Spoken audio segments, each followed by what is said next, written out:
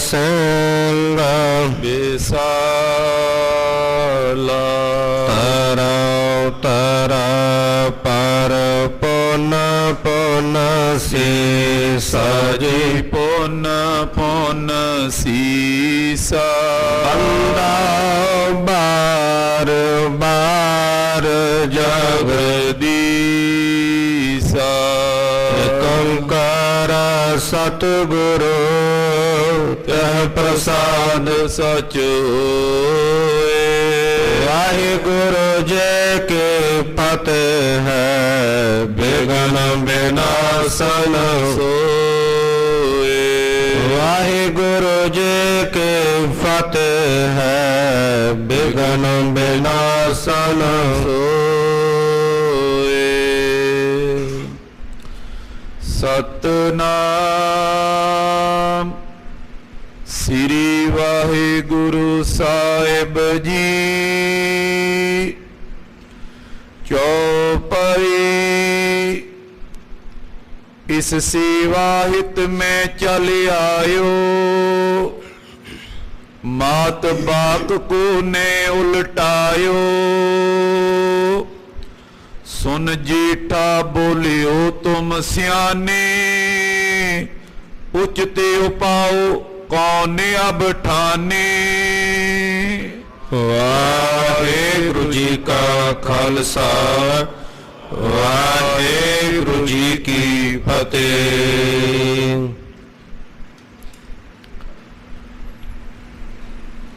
धर्म रक्षक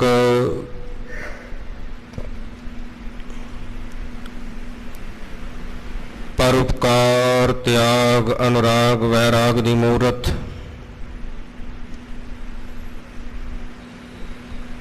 तेग दे धरे सगल सृष्टि की चादर। धन धन श्री गुरु तेग बहादुर साहिब जी। सतगुरां जी दे पावन पवित्र अस्थान गुरुद्वारा श्री दुख निवारण साहिब विखे चावर शातर तखत दे मालक राजान राजपान हन पान देवान देव उपमा महान।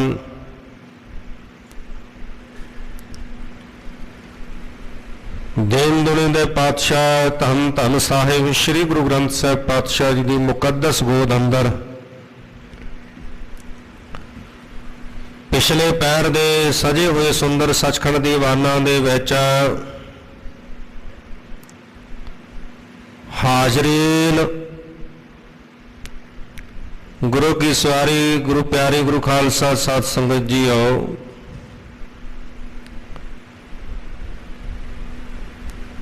तंता दे योग हो जो आप जी निता प्रत गुरचरणा में जुड़ करके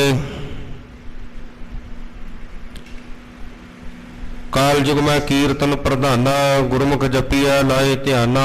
आव तरह सगले कुल तारहे हर दरग है पत सो जाएगा। अमृत में बाणी दे शब्द कीर्तन गुरु के कीर्तनिया पासों बड़े प्रेम सहित सरवण कीते हन। समा बनया है चल रही लड़ीवार गुर इतिहास दी विचारदा। कल दे प्रकरण अंदर आप जी ने सरवण किया सी कि धन गुरु हरगोबिंद साहब पातशाह जी ग्वालियर के किले पहुंच चुके ने। इधर चंदू दुष्ट बड़ा खुश है कि मैं अपने मिशन विच कामयाब हो गया। हुण व्याउत बनाउण लगा कि गुरु हरगोबिंद जी नूं किले दे विच किवें खत्म किया जावे। एक कोतवाल नूं पत्रकार लिखदा है और उस पत्रकार विच लिखदा है कि ਮੈਂ ਇੱਕ ਬੰਦਾ ਤੇਰੇ ਕੋਲ ਭੇਜ ਰਿਹਾ, ਇਹ ਇੱਕ ਪੁਸ਼ਾਕ ਤਿਆਰ ਕਰੇਗਾ।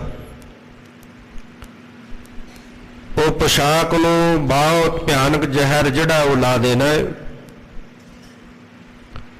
ਆਪਣੇ ਹੱਥੀਂ ਲੈ ਕੇ ਜਾ ਕੇ ਗੁਰੂ ਸਾਹਿਬ ਜੀ ਨੂੰ ਭੇਟ ਕਰਦੇ ਆ, ਕਹਿਣਾ ਕਿ ਬਾਦਸ਼ਾਹ ਨੇ ਤੁਹਾਡੇ ਪਹਿਨਣ ਵਾਸਤੇ ਭੇਜੀ ਹੈ। ਤੇ ਜਦੋਂ ਉਹ ਪੁਸ਼ਾਕ ਪਹਿਨਣਗੇ, ਉਹ ਐਸੀ ਭਿਆਨਕ ਜ਼ਹਿਰ ਜਿਹਦੇ ਨਾਲ ਉਹਨਾਂ ਦੀ ਤੁਰਤ ਮੌਤ ਹੋ ਜਾਏਗੀ। ਮੈਂ ਤੈਨੂੰ ਬਾਦਸ਼ਾਹ ਕੋਲੋਂ ਸਨਮਾਨ ਕਰਾਵਾਂਗਾ, ਮਾਇਆ ਵੀ ਦੇਵਾਂਗਾ, ਤੈਨੂੰ ਆਪਣਾ ਖਾਸ ਮਿੱਤਰ ਬਣਾ ਲਵਾਂਗਾ, ਤੇਰੇ ਅਹੁਦੇ ਵਿੱਚ ਵਾਧਾ ਕਰ ਦਿਆਂਗਾ। ਇਸ ਪ੍ਰਕਾਰ ਦੇ ਨਾਲ ਲਿਖਿਆ ਪੱਤਰਕਾ ਦੇ ਵਿੱਚ। ਪੱਤਰਕਾ ਲੈ ਕੇ ਉਹ ਆਦਮੀ ਪਹੁੰਚਿਆ ਗਵਾਲੀਅਰ ਦੇ ਕਿਲੇ ਵਿੱਚ। ਹਰਿਦਾਸ ਇਸ ਕੋਤਵਾਲ ਨੂੰ ਜਦੋਂ ਪੱਤਰਕਾ ਦਿੱਤੀ, ਕੋਤਵਾਲ ਨੇ ਪੱਤਰਕਾ ਪੜ੍ਹੀ ਹੈ, ਵੇਖ ਕੇ ਉਸੇ ਵੇਲੇ ਤੁਰਤ ਚੱਲ ਕੇ ਗਿਆ ਗੁਰੂ ਹਰਗੋਬਿੰਦ ਸਾਹਿਬ ਪਾਤਸ਼ਾਹ ਜੀ ਦੇ ਕੋਲ। ਕਹਿਣ ਲੱਗਾ, ਸਤਿਗੁਰੂ ਜੀ, ਬਾਦਸ਼ਾਹ ਤੇ ਕੋਈ ਸਾੜ ਸਤੀ ਨਹੀਂ ਆਈ, ਇੱਥੇ ਕੇਵਲ ਤੇ ਕੇਵਲ ਇਹ ਚੰਦੂ ਦੁਸ਼ਟ ਦਾ ਰਚਿਆ ਹੋਇਆ ਸਾਰਾ ਪ੍ਰਪੰਚ ਹੈ।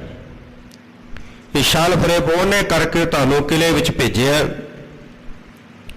ਉਹ ਪੱਤਰਕਾ ਗੁਰੂ ਸਾਹਿਬ ਜੀ ਨੂੰ ਪੜ੍ਹ ਕੇ ਸੁਣਾਈ। ਗੁਰੂ ਸਾਹਿਬ ਜੀ ਸੁਣ ਕੇ ਕਹਿਣ ਲੱਗੇ, ਪਾਪੀ ਦਾ ਸਮਾਂ ਨੇੜੇ ਪਹੁੰਚ ਚੁੱਕਾ ਹੈ, ਭੈੜੀ ਮੌਤ ਮਰੇਗਾ। ਪਰ ਉਹ ਜਿਹੜਾ ਗਿਆ ਹੋਇਆ ਭੇਜਿਆ ਹੋਇਆ ਆਦਮੀ ਸੀ ਚੰਦੂ ਦਾ, ਉਹਨੂੰ ਵਾਪਸ ਭੇਜ ਦਿੱਤਾ ਕੋਤਵਾਲ ਨੇ। ਹਰਿਦਾਸ ਨੇ ਕਹਿਣ ਲੱਗਾ, ਤੂੰ ਆਪਣਾ ਭਲਾ ਚਾਹੁੰਦਾ, ਵਾਪਸ ਚਲਾ ਜਾ, ਮੈਂ ਇਹ ਪਾਪ ਨਹੀਂ ਕਰਾਂਗਾ। ਉਸ ਆਦਮੀ ਨੇ ਆ ਕੇ ਚੰਦੂ ਨੂੰ ਦੱਸਿਆ ਸਾਰਾ ਬਿਰਤਾਂਤ। ਚੰਦੂ ਸੁਣ ਕੇ ਬੜਾ ਦੁਖੀ ਹੋਇਆ। ਹੁਣ ਸਭਾ ਦੇ ਵਿੱਚ ਵਜ਼ੀਰਾਂ ਨੂੰ ਧਨ ਦੇ ਕੇ ਇਹਨੇ ਆਪਣੇ ਵੱਲ ਕਰ ਲਿਆ ਕਿ ਬਾਦਸ਼ਾਹ ਨੂੰ ਕਦੀ ਵੀ ਯਾਦ ਨਹੀਂ ਆਉਣ ਦੇਣੀ ਗੁਰੂ ਸਾਹਿਬ ਦੀ। ਜੇ ਬਾਦਸ਼ਾਹ ਕਦੀ ਯਾਦ ਵੀ ਕਰੇ ਤੇ ਉਹਦੀ ਮੱਤ ਫੇਰ ਦੇਣੀ ਹੈ। ਕਹਿਣਾ, ਬਾਦਸ਼ਾਹ ਜੀ ਗੁਰੂ ਹਰਗੋਬਿੰਦ ਜੀ ਕਿਲੇ ਵਿੱਚ ਤੇਰੇ ਲਈ ਸਿਮਰਨ ਕਰ ਰਹੇ ਨੇ, ਤਾਂ ਤੂੰ ਸੁਖੀ ਹੈ। ਇਸ ਪ੍ਰਕਾਰ ਦੇ ਨਾਲ ਸਾਰਿਆਂ ਨੂੰ ਆਪਣੇ ਨਾਲ ਮਿਲਾਇਆ। ਔਰ ਉਧਰ ਗੁਰੂ ਕੇ ਸਿੱਖ ਬੜੇ ਇਸ ਗੱਲ ਨੂੰ ਲੈ ਕੇ ਚਿੰਤਤ ਹੋਏ ਕਿ 40 ਦਿਨ ਦਾ ਸਮਾਂ ਬੀਤ ਚੁੱਕਾ ਹੈ, ਬਾਦਸ਼ਾਹ ਦਾ ਕੋਈ ਸੁਨੇਹਾ ਨਹੀਂ ਆਇਆ।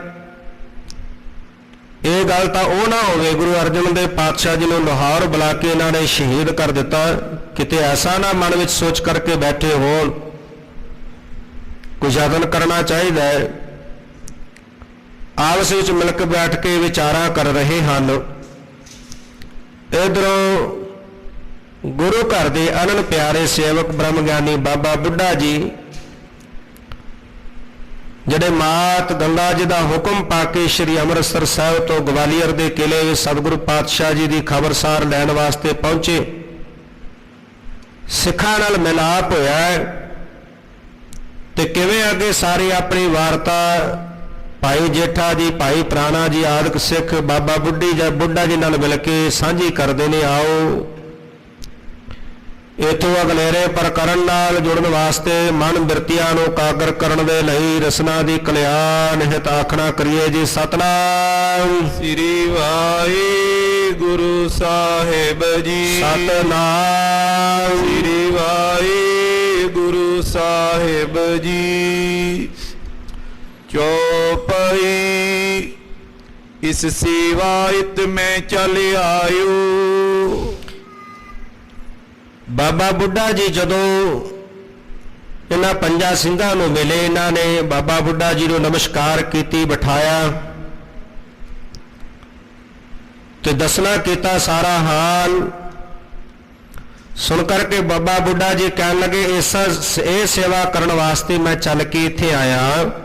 ਮਾਤ ਬਾਤ ਕੋ ਨੇ ਉਲਟਾਇਓ। ਮਾਤਾ ਜੀ ਨੇ ਮੈਨੂੰ ਆਪਣੇ ਕੋਲ ਬੁਲਾ ਕੇ ਕਿਹਾ ਕਿ ਬਾਬਾ ਬੁੱਢਾ ਜੀ ਤੁਸੀਂ ਜਾਓ ਗਵਾਲੀਅਰ, ਪਰ ਉੱਥੇ ਪਹੁੰਚ ਕਰਕੇ ਜਿਵੇਂ ਵੀ ਯਤਨ ਹੋ ਸਕੇ ਧੰਨ ਗੁਰੂ ਹਰਗੋਬਿੰਦ ਸਾਹਿਬ ਪਾਤਸ਼ਾਹ ਜੀ ਨੂੰ ਕਿਲੇ ਤੋਂ ਬਾਹਰ ਲੈ ਕੇ ਆਉਣਾ ਕਰੋ। ਉਹਨਾਂ ਦੇ ਕਹੇ ਹੋਏ ਜਿਹੜੇ ਬਚਨ ਨੇ, ਮਾਤਾ ਜੀ ਦਾ ਜਿਹੜਾ ਹੁਕਮ ਹੈ, ਉਹ ਅਸੀਂ ਉਲਟਾ ਨਹੀਂ ਸਕੇ। ਸੁਨ ਜੇਠਾ ਬੋਲਿਓ ਤੁਮ ਸਿਆਣੇ। ਇਹ ਗੱਲ ਸੁਣ ਕੇ ਭਾਈ ਜੇਠਾ ਜੀ ਬੋਲੇ, ਕਹਿਣ ਲੱਗੇ ਬਾਬਾ ਬੁੱਢਾ ਜੀ ਤੁਸੀਂ ਬਹੁਤ ਸਿਆਣੇ, ਬੜੇ ਪ੍ਰਵੀਨ ਹੋ, ਬਹੁਤ ਸਿਆਣੇ ਹੋ। ਉਚਤੇ ਉਪਾਉ ਕੌਣ ਅਬ ਠਾਨੇ। ਹੁਣ ਕਿਹੜਾ ਉਚਿਤ ਉਪਾਅ ਬਣਦਾ ਹੈ? ਉਹ ਕਿਹੜਾ ਯਤਨ ਕੀਤਾ ਜਾਵੇ, ਕਿਹੜਾ ਉਪਾਅ ਕੀਤਾ ਜਾਵੇ ਜਿਸ ਨਾਲ ਸਤਿਗੁਰੂ ਪਾਤਸ਼ਾਹ ਜੀ ਕਿਲੇ ਵਿੱਚੋਂ ਬਾਹਰ ਆ ਜਾਣ? ਤੁਸੀਂ ਬਹੁਤ ਸਿਆਣੇ ਹੋ, ਇਸ ਕਰਕੇ ਆਪ ਜੀ ਦੱਸੋ ਕਿ ਉਹ ਕਿਹੜਾ ਯਤਨ ਕੀਤਾ ਜਾਵੇ। ਨਿਜ ਸੰਵਾਦ ਸੁਨਾਏ ਸੁਦੀਨਾ। ਕਿ ਜਿਹੜੀ ਇਹਨਾਂ ਦੀ ਆਪਸੀ ਵਾਰਤਾਲਾਪ ਭਾਈ ਜੇਠਾ ਜੀ, ਭਾਈ ਪ੍ਰਾਣਾ ਜੀ ਆਦਿਕ ਪੰਜਾਂ ਸਿੱਖਾਂ ਨੇ ਮਿਲ ਕੇ ਜਿਹੜੀ ਪਹਿਲਾਂ ਵਿਉਂਤ ਬਣਾ ਰਹੇ ਸਨ, ਜਿਹੜਾ ਉਪਾਅ ਸੋਚ ਰਹੇ ਸੀ, ਯਤਨ ਕਰ ਰਹੇ ਸੀ, ਉਹ ਸਾਰੀ ਜਿਹੜੀ ਆਪਸੀ ਵਾਰਤਾਲਾਪ ਬਾਬਾ ਬੁੱਢਾ ਜੀ ਨੂੰ ਦੱਸੀ ਹੈ। ਤੁਮ ਆਗੇ ਹਮ ਐਸੇ ਕੀਨਾ। ਕਹਿਣ ਲੱਗੇ ਕਿ ਇਸ ਪ੍ਰਕਾਰ ਦੇ ਨਾਲ ਤੁਮ ਆਗੇ, ਤੁਹਾਡੇ ਆਉਣ ਤੋਂ ਪਹਿਲਾਂ ਅਸੀਂ ਆਪਸ ਵਿੱਚ ਮਿਲ ਬੈਠ ਕੇ ਆਹ ਵਿਚਾਰ, ਆਹ ਯਤਨ ਕਰਨ ਬਾਰੇ ਸੋਚ ਰਹੇ ਸੀ। ਨਹੀਂ ਰਜਾਏ ਗੁਰੂ ਤੇ ਲੀਨੀ। ਪਰ ਅਸੀਂ ਜਦੋਂ ਆਪਸ ਵਿੱਚ ਮਿਲ ਕੇ ਸਲਾਹ ਮਸ਼ਵਰਾ ਕੀਤਾ ਕਿ ਕੋਈ ਕਰਾਮਾਤ, ਕੋਈ ਸ਼ਕਤੀ ਵਰਤ ਕੇ ਬਾਦਸ਼ਾਹ ਨੂੰ ਡਰਾਇਆ ਜਾਏ ਜਿਹਦੇ ਨਾਲ ਸਤਿਗੁਰੂ ਪਾਤਸ਼ਾਹ ਜੀ ਕਿਲੇ ਚੋਂ ਬਾਹਰ ਆ ਜਾਣ, ਪਰ ਇਹ ਸਾਰਾ ਕੁਝ ਕਰਨ ਦੇ ਲਈ ਅਸੀਂ ਸਤਿਗੁਰੂ ਜੀ ਦੇ ਕੋਲੋਂ ਆਗਿਆ ਨਹੀਂ ਲਈ। ਜਾਂ ਤੇ ਮਸਲਤ ਵੀ ਸਭ ਹੀਨੀ। ਉਹ ਜਿਹੜੀ ਸਾਡੀ ਮਸਲਤ ਸੀ, ਸਾਡੀ ਸਲਾਹ ਮਸ਼ਵਰਾ ਸੀ, ਉਹ ਨਿਸਫਲ ਹੋ ਗਿਆ। ਜਦੋਂ ਅਸੀਂ ਯਤਨ ਤਾਂ ਉਪਾਅ ਤਾਂ ਸੋਚ ਲਿਆ ਵੀ ਇਸ ਤਰ੍ਹਾਂ ਕੀਤਾ ਜਾਵੇ, ਪਰ ਗੁਰੂ ਸਾਹਿਬ ਜੀ ਦੀ ਆਗਿਆ ਨਹੀਂ ਸੀ, ਗੁਰੂ ਸਾਹਿਬ ਜੀ ਕੋਲੋਂ ਆਗਿਆ ਨਹੀਂ ਲਈ, ਇਸ ਕਰਕੇ ਉਹ ਕੀਤੀ ਹੋਈ ਸਾਡੀ ਜਿਹੜੀ ਸਲਾਹ ਉਹ ਨਿਸਫਲ ਚਲੀ ਗਈ। ਤੁਮ ਅਰ ਗੁਰ ਮੈਂ ਭੇਦ ਨ ਕੋ। ਹਰ ਕਾ ਸੇਵਕ ਹਰ ਹੀ ਜਿਹਾ, ਭੇਦ ਨਾ ਜਾਣੋ ਮਾਨਸ ਦੇਹਾ। ਹਰ ਹਰ ਜਨ ਦੁਈ ਏਕ ਹੈ, ਬਿਬ ਵਿਚਾਰ ਕਛ ਨਾਹੇ। ਹਰੀ ਵਾਹਿਗੁਰੂ ਪਰਮੇਸ਼ਰ ਗੁਰੂ ਤੇ ਗੁਰੂ ਕਾ ਸੇਵਕ, ਉਹ ਇੱਕੋ ਹੀ ਉਹਦਾ ਰੂਪ ਹੋ ਜਾਂਦਾ ਹੈ। ਇਸ ਕਰਕੇ ਬ੍ਰਹਮ ਗਿਆਨੀ ਬਾਬਾ ਬੁੱਢਾ ਜੀ ਤੁਹਾਡੇ ਵਿੱਚ ਤੇ ਸਤਿਗੁਰੂ ਗੁਰੂ ਹਰਗੋਬਿੰਦ ਸਾਹਿਬ ਪਾਤਸ਼ਾਹ ਗੁਰੂ ਵਿੱਚ ਕੋਈ ਫਰਕ, ਕੋਈ ਭੇਦ ਨਹੀਂ ਹੈ। ਆਪ ਕਉ ਅਮ ਠਾਨੇ ਸੋ। ਜਿਸ ਤਰ੍ਹਾਂ ਬਾਬਾ ਬੁੱਢਾ ਜੀ ਆਪ ਜੀ ਕਹੋਗੇ ਉਸੇ ਅਨੁਸਾਰ ਅਸੀਂ ਵਿਚਰਾਂਗੇ, ਉਸੇ ਅਨੁਸਾਰ ਕਰਾਂਗੇ। ਬਿਨ ਅਜ਼ਮਤ ਹੋਏ ਨਾ ਛੁਟਕਾਰਾ। ਤੇ ਇਹ ਅਸੀਂ ਵਿਚਾਰ ਲਿਆ ਚੰਗੀ ਤਰ੍ਹਾਂ ਮਿਲ ਬੈਠ ਕੇ ਕਿ ਹੁਣ ਕੋਈ ਕਰਾਮਾਤ, ਕੋਈ ਸ਼ਕਤੀ ਵਿਖਾਏ ਬਿਨਾ ਜਿਹੜਾ ਹੈ ਇਹ ਛੁਟਕਾਰਾ ਨਹੀਂ। ਗੁਰੂ ਸਾਹਿਬ ਜੀ ਕਿਸੇ ਤਰੀਕੇ ਨਾਲ ਫਿਰ ਬਾਹਰ ਨਹੀਂ ਆ ਸਕਣਗੇ। ਪਰਿਓ ਬਿਗਨ ਅਸ ਲਿਓ ਵਿਚਾਰਾ। ਇਸ ਪ੍ਰਕਾਰ ਦੇ ਨਾਲ ਇਹ ਸਾਰੇ ਅਸੀਂ ਵਿਚਾਰ ਕਰ ਲਈਏ, ਆ ਜਿਹੜਾ ਵਿਗਨ ਵਿੱਚ ਪਿਆ ਹੈ। ਜੇਕਰ ਤਰਾਸ ਪਾਏ ਉਰਸ਼ਾਉ। ਤੇ ਜੇਕਰ ਬਾਦਸ਼ਾਹ ਨੂੰ ਡਰਾਇਆ ਜਾਵੇ, ਉਹਨੂੰ ਜਾ ਕੇ ਕੋਈ ਸ਼ਕਤੀ, ਕੋਈ ਕਰਾਮਾਤ ਵਰਤ ਕੇ ਬਾਦਸ਼ਾਹ ਨੂੰ ਡਰ ਦਿੱਤਾ ਜਾਵੇ, ਤੋ ਨਿਕਸਾਏ ਦੁਰਗ ਕੇ ਮਾਉ। ਫਿਰ ਉਹ ਕਿਲੇ ਦੇ ਵਿੱਚੋਂ ਸਤਿਗੁਰੂ ਜੀ ਨੂੰ ਬਾਹਰ ਬੁਲਾ ਸਕਦਾ ਹੈ। ਉਸ ਤਰ੍ਹਾਂ ਨਹੀਂ ਉਹਨੇ ਬੁਲਾਉਣਾ। ਜੇ ਆਪਾਂ ਇਹ ਖਿਆਲ ਕਰੀਏ, ਸੋਚ ਰੱਖੀਏ ਕਿ ਬਾਦਸ਼ਾਹ ਆਪ ਬੁਲਾਵੇਗਾ, ਆਪ ਉਹਨੇ ਬੁਲਾਉਣਾ ਨਹੀਂ, ਉਹਨੂੰ ਡਰ ਦਿੱਤਾ ਜਾਵੇ ਜਿਸ ਡਰ ਦੇ ਕਾਰਨ ਸਤਿਗੁਰੂ ਪਾਤਸ਼ਾਹ ਜੀ ਨੂੰ ਕਿਲੇ ਦੇ ਵਿੱਚੋਂ ਬਾਹਰ ਕੱਢ ਦੇਵੇ। ਨਾਏ ਤਾਂ ਤਿਸ ਕੋ ਬਿਗਰਤ ਕਿਆ ਹੈ। ਨਹੀਂ ਤਾਂ ਬਾਦਸ਼ਾਹ ਦਾ ਕੀ ਵਿਗੜਦਾ? ਬਾਦਸ਼ਾਹ ਆਪਣੇ ਮਹਿਲਾਂ ਵਿੱਚ ਸੁੱਖ ਦੇ ਨਾਲ ਬੈਠਾ, ਗੁਰੂ ਸਾਹਿਬ ਜੀ ਨੂੰ ਉੱਥੇ ਭੇਜ ਕੇ, ਇਹਦੇ ਵਿੱਚ ਗੁਰੂ ਸਾਹਿਬ ਜੀ ਦੇ ਗਵਾਲੀਅਰ ਦੇ ਕਿਲੇ ਵਿੱਚ ਰਹਿਣ ਨਾਲ ਬਾਦਸ਼ਾਹ ਦਾ ਕੁਝ ਵਿਗੜਦਾ ਨਹੀਂ। ਗੁਰੂ ਬਿਠਾਏ ਨਚਿੰਤ ਪਿਆ ਹੈ। ਉਹਨੇ ਤੇ ਸਤਿਗੁਰੂ ਗੁਰੂ ਹਰਗੋਬਿੰਦ ਸਾਹਿਬ ਪਾਤਸ਼ਾਹ ਜੀ ਨੂੰ ਗਵਾਲੀਅਰ ਦੇ ਕਿਲੇ ਵਿੱਚ ਭੇਜ ਦਿੱਤਾ, ਔਰ ਗੁਰੂ ਪਾਤਸ਼ਾਹ ਜੀ ਨੂੰ ਭੇਜ ਕੇ ਉਹ ਨਿਸ਼ਚਿੰਤ ਹੋ ਕੇ ਆਪਣੇ ਮਹਿਲਾਂ ਵਿੱਚ ਬੈਠਾ ਹੈ। ਜੇ ਕਬ ਸਿਮਰੇ ਗੁਰ ਗੁਣ ਜਾਨ। ਜੇ ਕਿਤੇ ਉਹਨੂੰ ਗੁਰੂ ਸਾਹਿਬ ਦੀ ਯਾਦ ਆਉਂਦੀ ਵੀ ਹੋਵੇ, ਕੋਈ ਗੁਰੂ ਸਾਹਿਬ ਦਾ ਗੁਣ ਯਾਦ ਕਰਕੇ ਉਹ ਸਿਮਰਦਾ ਹੋਵੇ, ਚਾਹੇ ਹਕਾਰਨ ਕੋ ਹਿਤ ਠਾਨ। ਤੇ ਜਿਹੜੇ ਉਹਦੇ ਸਭਾ ਵਿੱਚ ਵਜ਼ੀਰ ਬੈਠੇ ਨੇ, ਚੰਦੋ ਦੁਸ਼ਟ ਦੇ ਪ੍ਰੇਰੇ ਹੋਏ, ਉਹਦੇ ਖਰੀਦੇ ਹੋਏ, ਉਹ ਸਾਰੇ ਮਿਲ ਕੇ ਜਿਹੜਾ ਹੈ ਬਾਦਸ਼ਾਹ ਦੀ ਮੱਤ ਜਿਹੜੀ ਉਹਨੂੰ ਵਿਚਲਿਤ ਕਰ ਦਿੰਦੇ ਹਨ, ਮੱਤ ਫੇਰ ਦਿੰਦੇ ਹਨ। ਚੰਦੂ ਕੇ ਪੱਖੀ ਸਮੁਦਾਏ। ਉੱਥੇ ਜਿੰਨੇ ਵਿੱਚ ਸਭਾ ਵਿੱਚ ਬੈਠਣ ਵਾਲੇ ਨੇ ਉਹ ਸਾਰੇ ਚੰਦੂ ਦੇ ਪੱਖੀ ਹਨ। ਕਹਿ ਬੋ ਬਿਦਤੇ ਮਤ ਵਿੱਚ ਲਾਏ। ਉਹ ਬੜੇ ਤਰੀਕਿਆਂ ਦੇ ਨਾਲ ਕਹਿ ਕੇ, ਬੜੀਆਂ ਗੱਲਾਂ ਬਣਾ ਬਣਾ ਕੇ ਬਾਦਸ਼ਾਹ ਦੀ ਮੱਤ ਜਿਹੜੀ ਉਹ ਵਿਚਲਿਤ ਕਰ ਦਿੰਦੇ ਹਨ। ਅਵਧ ਬਦੀ ਤਿੰਨ ਬਾਸੁਰ 40। ਜਿਹੜੀ 40 ਦਿਨ ਦੀ ਮਿਆਦ ਜਿਹੜਾ ਸਮਾਂ ਨਿਯਤ ਕੀਤਾ ਸੀ ਬਾਦਸ਼ਾਹ ਨੇ ਉਹਨੇ ਕਿਹਾ ਸੀ ਕਿ ਤੁਸੀਂ 40 ਦਿਨ ਜਾ ਕੇ ਕਿਲੇ ਵਿੱਚ ਮੇਰੇ ਵਾਸਤੇ ਸਿਮਰਨ ਕਰੋ ਤਾਂ ਕਿ ਮੇਰੀ ਸਾੜ ਸਤੀ ਟਲ ਜਾਏ। ਉਹ ਜਿਹੜੀ ਮਿਆਦ ਸੀ, ਜਿਹੜਾ 40 ਦਿਨ ਦਾ ਸਮਾਂ ਨਿਯਤ ਸੀ, ਬਿਤੀ ਅਧਿਕ ਲਖ ਆਜੂ ਸੋ 42 ਤੇ ਕਹਿਣ ਲੱਗੇ ਉਹਦੇ ਤੋਂ ਸਮਾਂ ਉੱਪਰ ਬਤੀਤ ਹੋ ਗਿਆ। 2 ਦਿਨ ਦਾ ਸਮਾਂ ਉੱਤੇ ਬਤੀਤ ਹੋ ਗਿਆ, ਜਾਣੋ 42 ਦਿਨ ਜਿਹੜੇ ਉਹ ਬਤੀਤ ਹੋ ਚੁੱਕੇ ਹਨ। ਹਮ ਚਾਹਤੇ ਕਰੋ ਉਪਾਏ। ਤੇ ਹੁਣ ਅਸੀਂ ਚਾਹੁੰਦੇ ਆ ਕਿ ਕੋਈ ਉਪਾਅ ਕੀਤਾ ਜਾਵੇ, ਕੋਈ ਯਤਨ ਕੀਤਾ ਜਾਵੇ। ਕਿਮਰਾਵਰ ਕੀ ਅਹੀ ਰਜਾਏ। ਤੇ ਜਿਵੇਂ ਆਪ ਜੀ ਹੁਕਮ ਦੇਵੋਗੇ, ਜਿਵੇਂ ਆਪ ਜੀ ਦੀ ਰਜ਼ਾ ਹੋਵੇ। ਸੁਨ ਪਾਈ ਬ੍ਰਿਧ ਨੇ ਮਨ ਜਾਨੀ। ਤੇ ਬਾਬਾ ਬੁੱਢਾ ਜੀ ਨੇ ਜਦੋਂ ਭਾਈ ਜੇਠਾ ਜੀ ਦੀ ਇਹ ਗੱਲ ਸੁਣੀ ਤੇ ਸੁਣ ਕਰਕੇ ਬਾਬਾ ਬੁੱਢਾ ਜੀ ਨੇ ਜੋ ਆਉਣ ਵਾਲਾ ਭਵਿੱਖਤ ਵਾਲਾ ਸਮਾਂ ਸੀ, ਭਵਿੱਖ ਵਿੱਚ ਜੋ ਵਾਪਰਨਾ ਸੀ, ਉਹਦੇ ਬਾਬਤ ਸਾਰਾ ਕੁਝ ਜਾਣਿਆ ਹੈ। ਜਥਾ ਭਵਿੱਖਤ ਮੈਂ ਪ੍ਰਭ ਠਾਨੀ। ਜਿਵੇਂ ਭਵਿੱਖਤ ਦੇ ਵਿੱਚ ਸਾਰਾ ਕੁਝ ਵਾਪਰਨ ਵਾਲਾ, ਉਹਦੇ ਬਾਬਤ ਬਾਬਾ ਬੁੱਢਾ ਜੀ ਨੇ ਜਾਣਨਾ ਕੀਤਾ। ਕਯੋ ਬਾਕ ਸਿੱਖਨ ਸਮਝਾਏ। ਤੇ ਹੁਣ ਉਹ ਸਮੇਂ ਨੂੰ ਵਿਚਾਰ ਕਰਕੇ ਬਾਬਾ ਬੁੱਢਾ ਜੀ ਹੁਣ ਭਾਈ ਜੇਠਾ ਜੀ ਆਦਿਕ ਸਿੱਖਾਂ ਨੂੰ ਸਮਝਾਉਣ ਵਾਸਤੇ ਬੋਲੇ, ਕਹਿਣ ਲੱਗੇ ਤੁਰ ਕੇ ਸ਼ਰ ਦੇ ਉਤਰਾਸ ਦਿਖਾਏ। ਕਹਿਣ ਲੱਗੇ ਕਿ ਬਾਬਾ ਜੇਠਾ ਜੀ ਜੋ ਸਲਾਹ ਮਸ਼ਵਰਾ ਤੁਸੀਂ ਉਪਾਅ ਕਰਨ ਦਾ ਯਤਨ ਕਰ ਰਹੇ ਸੀ, ਜੋ ਵਿਚਾਰ ਕਰ ਰਹੇ ਸੀ, ਉਹ ਬਿਲਕੁਲ ਠੀਕ ਹੈ। ਤੁਸੀਂ ਉਸੇ ਤਰ੍ਹਾਂ ਬਾਦਸ਼ਾਹ ਨੂੰ ਡਰ ਦੇਣਾ ਕਰੋ। ਮਾਤ ਹੁਕਮ ਤੇ ਮੈਂ ਇਹ ਤੇ ਕਹਿਓ। ਇਹ ਵੀ ਜਿਹੜੀ ਗੱਲ ਹੈ, ਇਹ ਮੈਂ ਕੋਈ ਆਪਣੇ ਕੋਲੋਂ ਨਹੀਂ ਕਹਿ ਰਿਹਾ, ਇਹ ਮੈਨੂੰ ਮਾਤਾ ਜੀ ਦਾ ਹੁਕਮ ਹੈ। ਮਾਤ ਗੰਗਾ ਜੀ ਨੇ ਹੁਕਮ ਦੇ ਕੇ ਭੇਜਿਆ ਸੀ ਕਿ ਬਾਬਾ ਬੁੱਢਾ ਜੀ ਜਿਸ ਤਰ੍ਹਾਂ ਵੀ ਹੋ ਸਕੇ, ਜਿਸ ਯਤਨ ਨਾਲ ਵੀ ਹੋ ਸਕੇ, ਉਹ ਯਤਨ ਕਰਕੇ ਮੇਰੇ ਪੁੱਤਰ ਨੂੰ ਸ਼੍ਰੀ ਹਰਗੋਬਿੰਦ ਜੀ ਨੂੰ ਵਾਪਸ ਲਿਆਓ, ਮੈਨੂੰ ਮਿਲਾਉਣਾ ਕਰੋ। ਤੇ ਇਹ ਜੋ ਮੈਂ ਆਪ ਜੀ ਨੂੰ ਕਹਿ ਰਿਹਾ, ਆਗਿਆ ਦੇ ਰਿਹਾ, ਇਹ ਮੈਂ ਮਾਤਾ ਜੀ ਦੇ ਹੁਕਮ ਦੇ ਨਾਲ ਆਗਿਆ ਦੇ ਰਿਹਾ ਹਾਂ। ਯਤਨ ਕਰਨ ਕੋ ਪਠਵਨ ਚਿਓ। ਤੇ ਹੁਣ ਸਾਨੂੰ ਇਹ ਸਾਰਾ ਕੁਝ ਕਰਨ ਦਾ ਯਤਨ ਕਰਨਾ ਚਾਹੀਦਾ ਹੈ। ਕਿਸ ਕੇ ਕਏ ਕਰੀ ਅਸਬਾਤ। ਤੇ ਇਹ ਜਦੋਂ ਯਤਨ ਕਰਾਂਗੇ, ਉਪਾਅ ਕੀਤਾ ਜਾਵੇਗਾ ਤੁਹਾਡੇ ਵੱਲੋਂ ਬਾਦਸ਼ਾਹ ਨੂੰ ਡਰ ਦੇਣ ਦਾ, ਤੇ ਇਹਦੇ ਬਾਬਤ ਜਦੋਂ ਪੁੱਛਿਆ ਜਾਵੇਗਾ ਕਿਹਦੇ ਕਹਿਣ ਤੇ ਤੁਸੀਂ ਇਹ ਸਾਰਾ ਕੁਝ ਕੀਤਾ ਹੈ। ਗੁਰ ਬੂਝੇ ਲਿਓ ਨਾਮ ਸੁਮਾਤ। ਤੇ ਜਦੋਂ ਗੁਰੂ ਸਾਹਿਬ ਪੁੱਛਣਗੇ ਕਿ ਭਾਈ ਜੇਠਾ ਜੀ ਇਹ ਤੁਸੀਂ ਕਿਹਦੇ ਕਹਿਣ ਤੇ ਕੀਤਾ, ਕਿਹਦੀ ਆਗਿਆ ਲਈ, ਕਿਹਦੇ ਹੁਕਮ ਨਾਲ ਕੀਤਾ, ਫਿਰ ਤੁਸੀਂ ਮਾਤ ਗੰਗਾ ਜੀ ਦਾ ਨਾਮ ਲੈਣਾ ਹੈ, ਮਾਤਾ ਜੀ ਬਾਰੇ ਦੱਸਣਾ ਕਿ ਮਾਤਾ ਜੀ ਦੇ ਹੁਕਮ ਅਨੁਸਾਰ ਅਸੀਂ ਕੀਤਾ ਹੈ। ਇਮ ਸਿੱਖਨ ਮਿਲ ਮਸਲਤ ਹੋਈ। ਇਸ ਤਰ੍ਹਾਂ ਦੇ ਨਾਲ 5 ਸਿੱਖਾਂ ਬਾਬਾ ਬੁੱਢਾ ਜੀ ਸਮੇਤ ਸਾਰਿਆਂ ਨੇ ਮਿਲ ਕੇ ਸਲਾਹ ਮਸ਼ਵਰਾ ਕੀਤਾ ਹੈ। ਜਾਏ ਜਾਮਨੀ ਮੈਂ ਤੈਂ ਧੋਈ। ਤੇ ਹੁਣ ਭਾਈ ਜੇਠਾ ਜੀ ਤੇ ਭਾਈ ਪ੍ਰਾਣਾ ਦੀ ਡਿਊਟੀ ਲੱਗੀ ਕਿ ਰਾਤ ਦੇ ਸਮੇਂ ਤੁਸੀਂ ਦੋਨੋਂ ਜਣੇ ਜਾਵੋਗੇ। ਬ੍ਰਿਧ ਆਇਸ ਤੇ ਉਰਹ ਰਖਾਏ। ਤੇ ਜਦੋਂ ਬਾਬਾ ਬੁੱਢਾ ਜੀ ਨੇ ਇਹ ਆਗਿਆ ਦੇ ਦਿੱਤੀ ਤੇ ਇਹ ਆਗਿਆ ਪਾ ਕਰਕੇ ਸਾਰੇ ਸਿੱਖ ਬੜੇ ਪ੍ਰਸੰਨ, ਬੜੇ ਖੁਸ਼ ਹੋਏ। ਕਰਨ ਉਪਾਉ ਸਬਨ ਮਨ ਪਾਏ। ਹੁਣ ਇਹ ਉਪਾਅ, ਯਤਨ ਕਰਨਾ ਸਾਰਿਆਂ ਦੇ ਮਨ ਨੂੰ ਚੰਗਾ ਲੱਗਾ। ਧਰੇ ਦੁਪਹਿਰੇ ਸਤਿਗੁਰ ਜਾਗੇ। ਤੇ ਹੁਣ ਇਧਰੋਂ ਦੁਪਹਿਰ ਸਮੇਂ ਆਰਾਮ ਕਰਕੇ ਸਤਿਗੁਰੂ ਪਾਤਸ਼ਾਹ ਜੀ ਨੀਂਦ ਵਿੱਚੋਂ ਜਾਗੇ ਹਨ। ਮਿਲਿਓ ਬ੍ਰਿਧ ਭਾਈ ਅਨੁਰਾਗੇ। ਤੇ ਬਾਬਾ ਬੁੱਢਾ ਜੀ ਭਾਈ ਗੁਰਦਾਸ ਜੀ ਨੂੰ ਧੰਨ ਗੁਰੂ ਹਰਗੋਬਿੰਦ ਸਾਹਿਬ ਪਾਤਸ਼ਾਹ ਜੀ ਬੜੇ ਪ੍ਰੇਮ ਦੇ ਨਾਲ ਮਿਲੇ ਹਨ।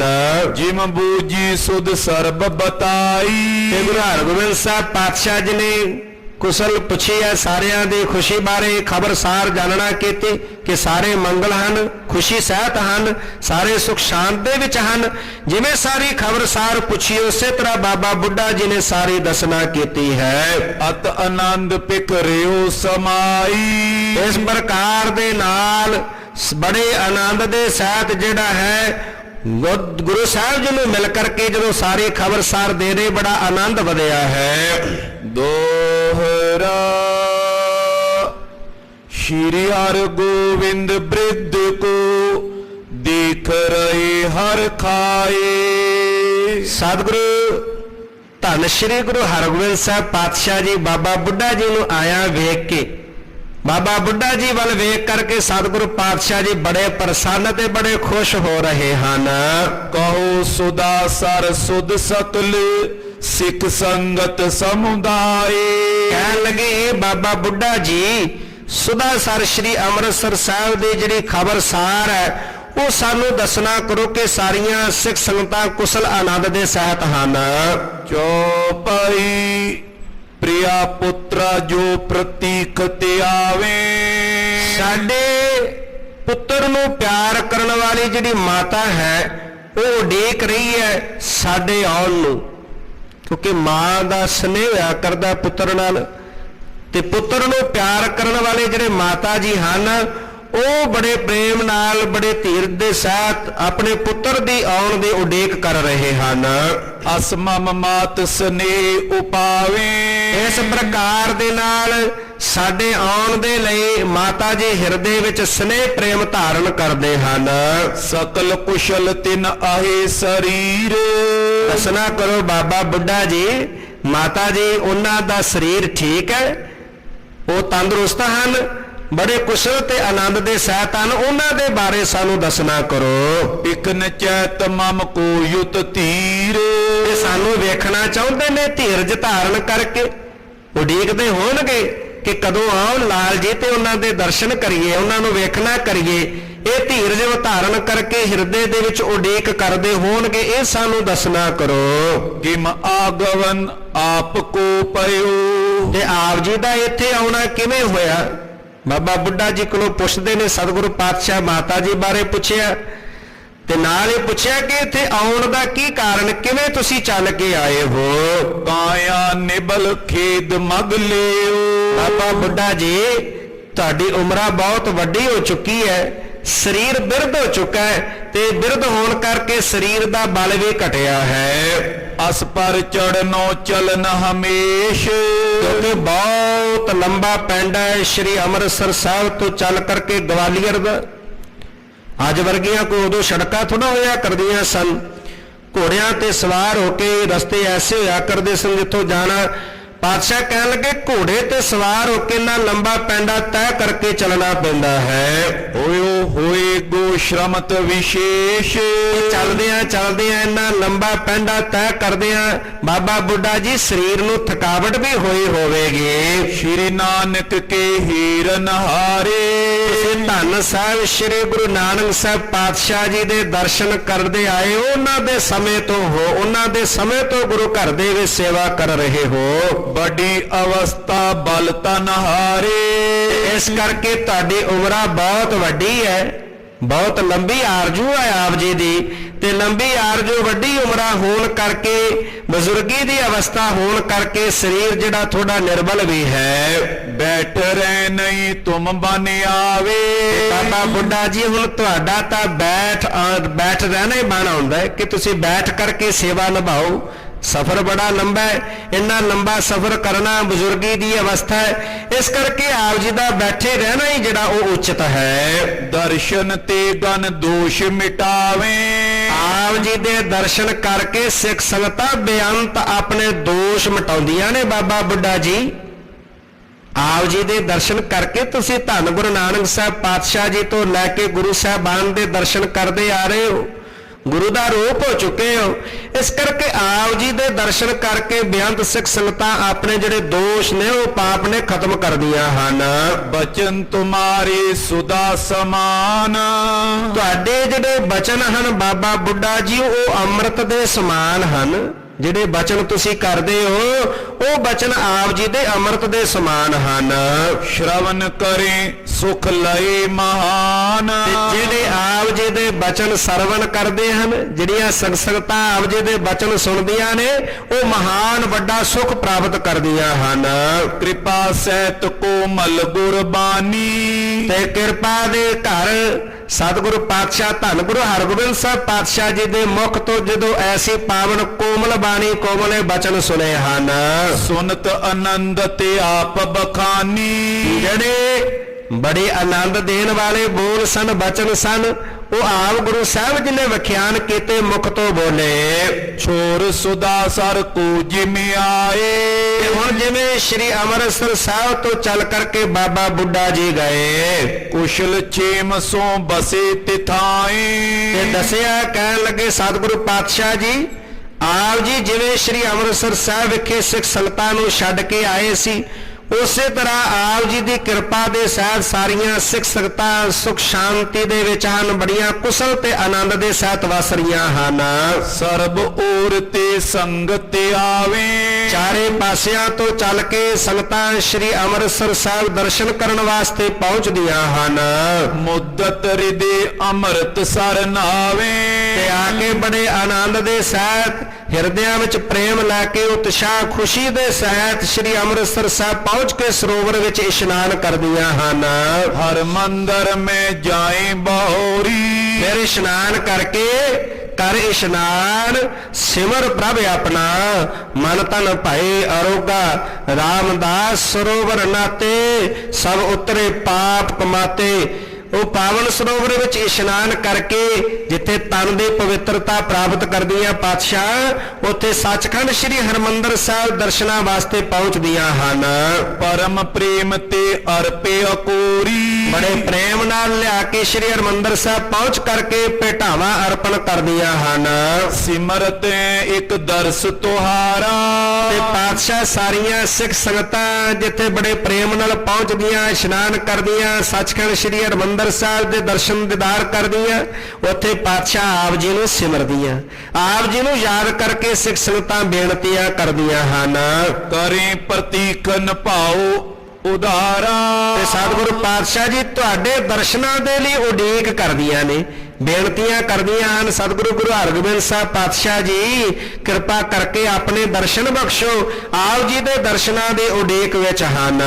ਰਾਵਰ ਕੀ ਸੁਧ ਪਹੁੰਚੀ ਜਾਏ, ਸਤਿਗੁਰੂ ਪਾਤਸ਼ਾਹ ਜੀ ਆਪ ਜੀ ਦੇ ਬਾਰੇ ਸਾਰੇ ਸੁਧ ਸਾਰ ਖਬਰ ਪਹੁੰਚਦੀ ਰਹੀ ਹੈ। ਸ਼ਾਹ ਮਿਲਿਓ ਬੋ ਪ੍ਰੇਮੀ ਉਪਾਏ, ਇਹ ਪਤਾ ਲੱਗਿਆ ਜਦੋਂ ਤੁਸੀਂ ਚੱਲ ਕੇ ਦਿੱਲੀ ਆਏ ਤੇ ਬਾਦਸ਼ਾਹ ਤੁਹਾਨੂੰ ਬੜੇ ਪ੍ਰੇਮ ਦੇ ਨਾਲ ਬੜਾ ਪ੍ਰੇਮ ਵਧਾ ਕੇ ਮਿਲਿਆ। ਸੰਗ ਅਖੀਰ ਸ਼ੇਰ ਕੋ ਮਾਰਾ, ਫਿਰ ਤੁਸੀਂ ਬਾਦਸ਼ਾਹ ਦੇ ਨਾਲ ਸ਼ਿਕਾਰ ਕਰਨ ਵਾਸਤੇ ਗਏ ਤੇ ਸ਼ਿਕਾਰ ਕਰਨ ਜਦੋਂ ਸਮੇਂ ਉਸ ਵਕਤ ਆਪ ਜੀ ਨੇ ਸ਼ੇਰ ਦਾ ਸ਼ਿਕਾਰ ਕੀਤਾ, ਸ਼ੇਰ ਨੂੰ ਮਾਰਿਆ। ਭਇਓ ਜਗਤ ਮੈਂ ਸੁਜਸ ਤੁਮਾਰਾ, ਤੇ ਜਦੋਂ ਆਪ ਜੀ ਨੇ ਸ਼ੇਰ ਦਾ ਸ਼ਿਕਾਰ ਕੀਤਾ ਤਾਂ ਸਤਿਗੁਰੂ ਜੀ ਆਪ ਜੀ ਦਾ ਮਹਾਨ ਸ੍ਰੇਸ਼ਟ ਸੁਜਸ ਸਾਰੇ ਜਗ ਵਿੱਚ ਫੈਲਿਆ। ਡੇਰੇ ਵਿਖੇ ਸ਼ਾਹ ਚਲ ਆਇਓ, ਫਿਰ ਬਾਦਸ਼ਾਹ ਆਪ ਚੱਲ ਕੇ ਤੁਹਾਡੇ ਡੇਰੇ ਵਿੱਚ ਆਉਂਦਾ, ਆਪ ਜੀ ਦੇ ਦਰਸ਼ਨ ਕਰਨ ਵਾਸਤੇ, ਆਪ ਜੀ ਨੂੰ ਮਿਲਣ ਵਾਸਤੇ ਬਾਦਸ਼ਾਹ ਆਪ ਚੱਲ ਕੇ ਤੁਹਾਡੇ ਕੋਲ ਆਉਂਦਾ ਸੀ। ਗੁਰੂ ਅਦਾਇਬ ਅਧਿਕ ਵਧਾਇਓ, ਆਪ ਜੀ ਦਾ ਸਤਿਕਾਰ ਕਰਦਿਆਂ, ਆਪ ਜੀ ਦਾ ਅਦਬ ਸਤਿਕਾਰ ਵਧਾਉਣ ਦੇ ਲਈ ਉਹ ਆਪ ਜੀ ਕੋਲ ਚੱਲ ਕੇ ਆਉਂਦਾ, ਆਪ ਜੀ ਨੂੰ ਮਿਲਦਾ। ਇਸ ਤਰ੍ਹਾਂ ਆਉਣ ਦੇ ਨਾਲ ਉਹਨੇ ਆਪ ਜੀ ਦਾ ਜਿਹੜਾ ਅਦਬ ਸਤਿਕਾਰ ਉਹਦੇ ਵਿੱਚ ਬਹੁਤ ਵਾਧਾ ਕੀਤਾ। ਪੁਨੇ ਦੁਰਗ ਮੈਂ ਪ੍ਰਵਸ਼ਨ ਸੁਨਿਓ, ਤੇ ਫਿਰ ਇਹ ਵੀ ਖਬਰ ਮਿਲੀ ਸਤਿਗੁਰੂ ਪਾਤਸ਼ਾਹ ਜੀ ਕਿ ਆਪ ਜੀ ਨੂੰ ਗਵਾਲੀਅਰ ਦੇ ਕਿਲੇ ਦੇ ਵਿੱਚ ਭੇਜ ਦਿੱਤਾ ਗਿਆ। ਆਪ ਜੀ ਗਵਾਲੀਅਰ ਦੇ ਕਿਲੇ ਵਿੱਚ ਪਹੁੰਚੇ ਹੋ। ਮਾਤ ਬਿਸੂਰਤ ਸਿਰ ਕੋ ਧੁਨਿਓ, ਤੇ ਜਦੋਂ ਮਾਤਾ ਜੀ ਨੇ ਇਹ ਗੱਲ ਸੁਣੀ ਕਿ ਸ਼੍ਰੀ ਹਰਗੋਬਿੰਦ ਜੀ ਨੂੰ ਕਿਲੇ ਵਿੱਚ ਭੇਜ ਦਿੱਤਾ ਗਿਆ ਗਵਾਲੀਅਰ ਦੇ, ਇਹ ਸੁਣ ਕਰਕੇ ਮਾਤਾ ਜੀ ਨੇ ਕੁਝ ਜਿਹੜਾ ਉਹ ਦੁੱਖ ਮਹਿਸੂਸ ਕੀਤਾ। ਵੱਡੇ ਗੁਰਨ ਕੋ ਸਿਮਰਨ ਕਰਤੀ, ਵੱਡੇ ਗੁਰੂ ਸਾਹਿਬ ਜੀ ਨੂੰ ਸਿਮਰਦਿਆਂ ਯਾਦ ਕਰਦਿਆਂ ਧੰਨ ਗੁਰੂ ਅਰਜਨ ਦੇਵ ਪਾਤਸ਼ਾਹ ਜੀ ਨੂੰ ਜਿਵੇਂ ਇਹਨਾਂ ਪਾਪੀਆਂ ਨੇ ਲਾਹੌਰ ਵਿਖੇ ਬੁਲਾ ਕਰਕੇ ਸ਼ਹੀਦ ਕਰ ਦਿੱਤਾ, ਗੁਰੂ ਅਰਜਨ ਦੇਵ ਪਾਤਸ਼ਾਹ ਲਾਹੌਰ ਗਏ, ਵਾਪਸ ਨਹੀਂ ਆਏ। ਉਹ ਸਮਾਂ ਯਾਦ ਕਰਦਿਆਂ ਸਿਮਰਦਿਆਂ ਵੱਡੇ ਗੁਰੂ ਸਾਹਿਬ ਜੀ ਨੂੰ ਤੁਮ ਦਿਸ਼ ਤੇ ਸ਼ੰਕਾ ਉਰ ਧਰਤੀ, ਤੇ ਆਪ ਜੀ ਵਾਲੇ ਪਾਸੇ ਤੋਂ ਜਦੋਂ ਵੇਖਦੇ ਵਿਚਾਰਦੇ ਤੁਸੀਂ ਕਿਲੇ ਵਿੱਚੋਂ, ਇਹ ਵਿਚਾਰ ਕਰਕੇ ਮਨ ਅੰਦਰ ਉਹ ਸੰਸਾ ਧਾਰਨ ਕਰਦੇ। ਅਧਿਕ ਬਿਖਾਦ ਹਿਰਦੇ ਮੈਂ ਪਾਇਓ, ਤੇ ਇਸ ਪ੍ਰਕਾਰ ਦੇ ਨਾਲ ਉਹਨਾਂ ਦੇ ਹਿਰਦੇ ਦੇ ਵਿੱਚ ਬੜਾ ਉਹ ਦੁੱਖ ਜਿਹੜਾ ਮਹਿਸੂਸ ਕਰਦੇ ਹਨ। ਪਟ ਦਾਸੀ ਤਬ ਮੋਏ ਬੁਲਾਇਓ, ਫਿਰ ਸੇਵਕਾਂ ਦਾਸੀਆਂ ਨੂੰ ਭੇਜ ਕਰਕੇ ਸਾਨੂੰ ਆਪਣੇ ਕੋਲ ਬੁਲਾਉਣਾ ਕੀਤਾ।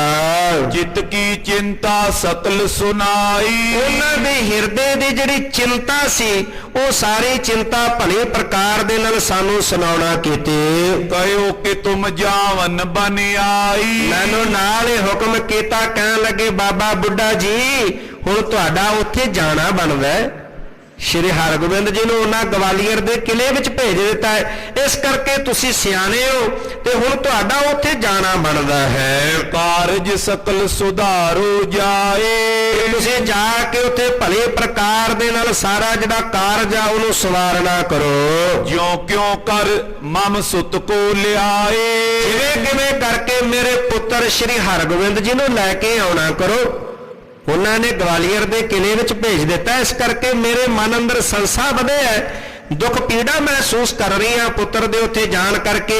ਤੇ ਜਿਵੇਂ ਵੀ ਹੋ ਸਕੇ ਜਿਹੜਾ ਵੀ ਯਤਨ ਕਰਨਾ ਪਵੇ ਉਹ ਯਤਨ ਕਰਕੇ ਮੇਰੇ ਪੁੱਤਰ ਸ਼੍ਰੀ ਹਰਗੋਬਿੰਦ ਜੀ ਨੂੰ ਕਿਲੇ ਵਿੱਚੋਂ ਲੈ ਕੇ ਆਉਣਾ ਕਰੋ। ਸੁਨ ਕਰ ਮੈਂ ਪੁਨ ਬਹੁ ਸਮਝਾਈ। ਤੇ ਜਦੋਂ ਮਾਤਾ ਜੀ ਦੇ ਮੈਂ ਇਹ ਬਚਨ ਸੁਨੇ, ਇਹ ਸੁਣ ਕਰਕੇ ਮੈਂ ਮਾਤਾ ਜੀ ਨੂੰ ਬਹੁਤ ਭਲੇ ਪ੍ਰਕਾਰ ਦੇ ਨਾਲ ਸਮਝਾਉਣਾ ਕੀਤਾ। ਸ਼੍ਰੀ ਸਤਿਗੁਰ ਸਮਰੱਥ ਸਦਾਈ। ਤੇ ਇਹ ਕਿਹਾ ਕਿ ਧੰਨ ਗੁਰੂ ਹਰਗੋਬਿੰਦ ਸਾਹਿਬ ਪਾਤਸ਼ਾਹ ਗੁਰੂ ਜੀ ਸਮਰੱਥ ਨੇ, ਉਹ ਸਦਾ ਹੀ ਸਮਰੱਥ ਸ਼ਕਤੀ ਸਰਵ ਸ਼ਕਤੀਵਾਨ ਹਨ। ਜਿਮ ਚਿਤ ਚਾਹੇ ਕਰੇ ਸੋ ਬਾਤ। ਸਤਿਗੁਰੂ ਜੀ ਜਿਵੇਂ ਚਾਹਣ ਉਸੇ ਤਰ੍ਹਾਂ ਹੀ ਕਰ ਲੈਂਦੇ ਨੇ। ਉਹ ਜਿਵੇਂ ਵੀ ਵਰਤਣਾ ਚਾਹਣ, ਜਿਵੇਂ ਵੀ ਕਰਨਾ ਚਾਹਣ, ਸਰਬ ਕਲਾ ਕਰਕੇ ਸਮਰੱਥ ਨੇ, ਉਸੇ ਤਰ੍ਹਾਂ ਹੀ ਕਰ ਸਕਦੇ ਹਨ। ਰਹੋ ਨਚਿੰਤ ਕੀਰਤ ਅਵਦਾਤ। ਇਸ ਪ੍ਰਕਾਰ ਦੇ ਨਾਲ ਤੁਸੀਂ ਉਹਨਾਂ ਦੀ ਮਹਾਨ ਕੀਰਤੀ ਸੁਜਸ ਨੂੰ ਵੇਖ ਕਰਕੇ ਮਾਤਾ ਜੀ ਕਿਸੇ ਪ੍ਰਕਾਰ ਦੀ ਕੋਈ ਚਿੰਤਾ ਨਾ ਕਰੋ, ਨਿਸ਼ਚਿੰਤ ਹੋ ਕੇ ਰਹਿਣਾ ਕਰੋ। ਤਉ ਸਨੇਹ ਆਪ ਕੋ ਧਾਰਤ। ਸਤਿਗੁਰੂ ਪਾਤਸ਼ਾਹ ਜੀ ਮਾਤਾ ਜੀ ਦਾ ਆਪ ਜੀ ਨਾਲ ਸਨੇਹ ਹੈ, ਆਪ ਜੀ ਨਾਲ ਬੜਾ ਪ੍ਰੇਮ ਹੈ। ਆਪ ਜੀ ਨਾਲ ਸਨੇਹ ਹੋਣ ਕਰਕੇ ਜਿਹੜਾ ਇਸ ਪ੍ਰਕਾਰ ਦੇ ਨਾਲ ਉਹ ਮਨ ਅੰਦਰ ਉਹਨਾਂ ਨੇ ਧਾਰਨ ਕੀਤਾ ਹੈ। ਅਸ਼ਰੂ ਬਿਲੋਚਨ ਤੇ ਬਹੁ ਡਾਰਤ। ਤੇ ਆਪਣੇ ਨੇਤਰਾਂ ਦੇ ਵਿੱਚੋਂ ਹੰਝੂ ਵੀ ਵਹਾਉਂਦੇ ਨੇ ਤੁਹਾਨੂੰ ਯਾਦ ਕਰਕੇ। ਉਹਨਾਂ ਦੇ ਨੇਤਰਾਂ ਵਿੱਚ ਹੰਝੂ ਵਹਿ ਤੁਰਦੇ ਨੇ ਜਦੋਂ ਆਪ ਜੀ ਨੂੰ ਸਿਮਰਦੇ ਯਾਦ ਕਰਦੇ ਹਨ। ਇੱਕ ਪੁੱਤਰਾ ਪੁਨ ਪ੍ਰਥਮ ਵਿਚੁੰਨੀ। ਇੱਕ ਤਾਂ ਪਹਿਲੇ ਮੇਰਾ ਇੱਕ ਪੁੱਤਰ ਹੈ, ਮਾਤਾ ਜੀ ਯਾਦ ਕਰਦੇ ਆ, ਕਹਿੰਦੇ ਇੱਕ ਤਾਂ ਮੇਰਾ ਪਹਿਲਾਂ ਹੀ ਇੱਕ ਪੁੱਤਰ ਹੈ ਤੇ ਕਦੀ ਮੇਰੇ ਕੋਲੋਂ ਵਿਛੜਿਆ ਹੀ ਨਹੀਂ, ਸਦਾ ਮੇਰੇ ਕੋਲ ਰਿਹਾ। ਉਹ ਪਹਿਲੀ ਵਾਰੀ ਗਏ ਤੇ ਪਹਿਲੇ ਵੇਰੇ ਦਾ ਇੰਨਾ ਲੰਬਾ ਜਿਹੜਾ ਵਿਛੋੜਾ ਪਿਆ ਹੈ। ਆਏ ਦੂਰ ਬ੍ਰਿੰਦ ਦਿਨ ਪੁੰਨੇ। ਤੇ ਜਿਹੜਾ ਇੱਥੇ ਆਉਣ ਦੇ ਨਾਲ ਬਹੁਤ ਲੰਬਾ ਸਮਾਂ ਵੀ ਬਤੀਤ ਹੋ ਗਿਆ। ਆਪ ਜੀ ਜਦੋਂ ਤੋਂ ਸ੍ਰੀ ਅੰਮ੍ਰਿਤਸਰ ਸਾਹਿਬ ਤੋਂ ਆਏ ਹੋ, ਉਥੋਂ ਆਉਣ ਤੋਂ ਬਹੁਤ ਲੰਬਾ ਸਮਾਂ ਜਿਹੜਾ ਉਹ ਬੀਤ ਚੁੱਕਾ ਹੈ। ਦੁਰਗ ਗਵਾਲੀਅਰ ਪ੍ਰਵਿਸ਼ੇ ਆਪ। ਆਪ ਜੀ ਜਦੋਂ ਤੋਂ ਗਵਾਲੀਅਰ ਦੇ ਕਿਲੇ ਦੇ ਵਿੱਚ ਆਪ ਜੀ ਨੇ ਪ੍ਰਵੇਸ਼ ਕੀਤਾ ਹੈ। ਸੁਨ ਮਾਤਾ ਕੇ ਮਹਿਤ ਸੰਤਾਪ। ਤੇ ਇਸ ਪ੍ਰਕਾਰ ਦੇ ਨਾਲ ਜਦੋਂ ਮਾਤਾ ਜੀ ਨੇ ਸੁਣਿਆ, ਸੁਣ ਕਰਕੇ ਉਹਨਾਂ ਦੇ ਹਿਰਦੇ ਨੂੰ ਬੜਾ ਭਾਰੀ ਵੱਡਾ ਦੁੱਖ ਪਹੁੰਚਿਆ। ਕਯੋ ਮੋਹ ਪ੍ਰਤ ਪੁਨੇ ਬਣਾਏ। ਫਿਰ ਉਹਨਾਂ ਨੇ ਮੈਨੂੰ ਭਲੇ ਪ੍ਰਕਾਰ ਦੇ ਨਾਲ ਸਮਝਾਉਣਾ ਕੀਤਾ, ਕਹਿਣਾ ਕੀਤਾ। ਤੁਮ ਸਿਆਣੇ ਜਾਵਨ ਬਨ ਆਏ। ਕਹਿ ਲਗੇ ਬਾਬਾ ਬੁੱਢਾ ਜੀ ਤੁਸੀਂ ਬਹੁਤ ਸਿਆਣੇ ਹੋ ਤੇ ਆਪ ਜੀ ਕਿਰਪਾ ਕਰੋ। ਹੁਣ ਉਹ ਜਿਹੜਾ ਸਮਾਂ ਇਹ ਬਣਿਆ ਹੈ, ਇਸ ਸਮੇਂ ਤੇ ਆਪ ਜੀ ਦਾ ਜਾਣਾ ਬਣਦਾ ਹੈ, ਇਸ ਕਰਕੇ ਤੁਸੀਂ ਉੱਥੇ ਜ਼ਰੂਰ ਜਾਣਾ ਕਰੋ। ਮੈਂ ਸੁਣ ਕੇ ਨੇ ਹੁਕਮ ਹਟਾਇਓ। ਇਹ ਮਾਤਾ ਜੀ ਦਾ ਹੁਕਮ ਸੀ। ਗੁਰੂ ਪਾਤਸ਼ਾਹ ਜੀ ਮਾਤਾ ਜੀ ਨੇ ਜਦੋਂ ਮੈਨੂੰ ਹੁਕਮ ਕੀਤਾ, ਇਹ ਹੁਕਮ ਜਿਹੜਾ ਮਾਤਾ ਜੀ ਦਾ ਮੈਂ ਟਾਲ ਨਹੀਂ ਸਕਿਆ। ਵੱਡੀ ਮਜ਼ਲ ਕਰ ਤੁਮ ਟਿਗ ਆਇਓ। ਮਾਤਾ ਜੀ ਦਾ ਹੁਕਮ ਪਾ ਕੇ ਵੱਡੇ ਮੰਜ਼ਲ ਵੱਡਾ ਸਫ਼ਰ ਜਿਹੜਾ ਪੰਧ ਉਹ ਤੈਅ ਕਰਕੇ ਸਤਿਗੁਰੂ ਪਾਤਸ਼ਾਹ ਜੀ ਮੈਂ ਆਪ ਜੀ ਦੇ ਕੋਲ ਪਹੁੰਚਿਆ ਹਾਂ। ਅਬ ਏਠਾਂ ਬੈਠਨ ਤੁਮ ਕੇਰਾ। ਸਤਿਗੁਰੂ ਪਾਤਸ਼ਾਹ ਜੀ ਹੁਣ ਇਸ ਗਵਾਲੀਅਰ ਦੇ ਕਿਲੇ ਵਿੱਚ ਬੈਠੇ ਰਹਿਣਾ ਆਪ ਜੀ ਲਈ ਉਚਿਤ ਨਹੀਂ, ਠੀਕ ਨਹੀਂ ਹੈ। ਮੈਂ ਆਚੋ ਕਰ ਨਿਰਨੈ ਹੀਰਾ। ਇਹ ਅਸੀਂ ਚੰਗੀ ਤਰ੍ਹਾਂ ਨਿਰਣਾ ਕਰਕੇ ਵੇਖ ਲਿਆ ਸਤਿਗੁਰੂ ਪਾਤਸ਼ਾਹ ਜੀ, ਅਸੀਂ ਇਹ ਨਿਰਣਾ ਕਰਕੇ ਵੇਖ ਲਿਆ ਕਿ ਹੁਣ ਗਵਾਲੀਅਰ ਦੇ ਕਿਲੇ ਦੇ ਵਿੱਚ ਇੱਥੇ ਬੈਠੇ ਰਹਿਣਾ ਠੀਕ ਨਹੀਂ ਹੈ। ਅਬ ਜਿਮ ਕਹੋ ਲਿਖੇ ਸੁਧ ਪਾਛੇ। ਹੁਣ ਆਪ ਜੀ ਜਿਵੇਂ ਕਹੋਗੇ ਉਸੇ ਤਰ੍ਹਾਂ ਆਪ ਜੀ ਦੇ ਬਾਰੇ ਜਿਹੜੇ ਖਬਰਸਾਰ ਹੈ ਉਹ ਪਿੱਛੇ ਲਿਖ ਕੇ ਭੇਜਾਂਗੇ। ਜਿਸ ਤੇ ਮਾਤਾ ਰਹਿ ਮਨ ਆਛੇ। ਇਸ ਖਬਰ ਨੂੰ ਸੁਣ ਕਰਕੇ ਮਾਤਾ ਜੀ ਦਾ ਮਨ ਧੀਰਜ ਵਿੱਚ ਆ ਜਾਵੇ, ਮਾਤਾ ਜੀ ਦੇ ਹਿਰਦੇ ਦੇ ਵਿੱਚ ਆਨੰਦ ਪ੍ਰਸੰਨਤਾ ਜਿਹੜੀ ਉਹ ਵੱਧ ਜਾਵੇ। ਜਾਏ ਬੇਦ ਤੇ ਕੁਸ਼ਲ ਸੁਨਾਵੇ। ਉਹ ਜਿਹੜੀ ਕੁਸ਼ਲ ਖਬਰਸਾਰ ਹੈ ਆਪ ਜੀ ਦੇ ਬਾਰੇ ਉਹ ਕੋਈ ਛੇਤੀ ਜਾ ਕੇ ਮਾਤਾ ਜੀ ਨੂੰ ਦੇ ਦੇਵੇ, ਸੁਣਾ ਦੇਵੇ। ਕਰੇ ਪ੍ਰਤੀਖਨ ਸੁਤਿਆ ਬਿਆਵੇ। ਤੇ ਹੁਣ ਕਿਉਂਕਿ ਮਾਤਾ ਜੀ ਫਿਰ ਜੋ ਖਬਰਸਾਰ ਜਿਹੜੀ ਸੁਣ ਕੇ ਆਪ ਜੀ ਦੇ ਬਾਬਤ ਤੇ ਮਾਤਾ ਜੀ ਆਪ ਜੀ ਦੀ ਉਡੀਕ ਕਰਨ ਵਿੱਚ ਰਹਿਣ ਕਿ ਉਹ ਸਾਡੇ ਪੁੱਤਰ ਨੇ ਛੇਤੀ ਆ ਜਾਣਾ ਹੈ। ਉਹ ਖਬਰਸਾਰ ਮਾਤਾ ਜੀ ਨੂੰ ਭੇਜੀ ਜਾਵੇ।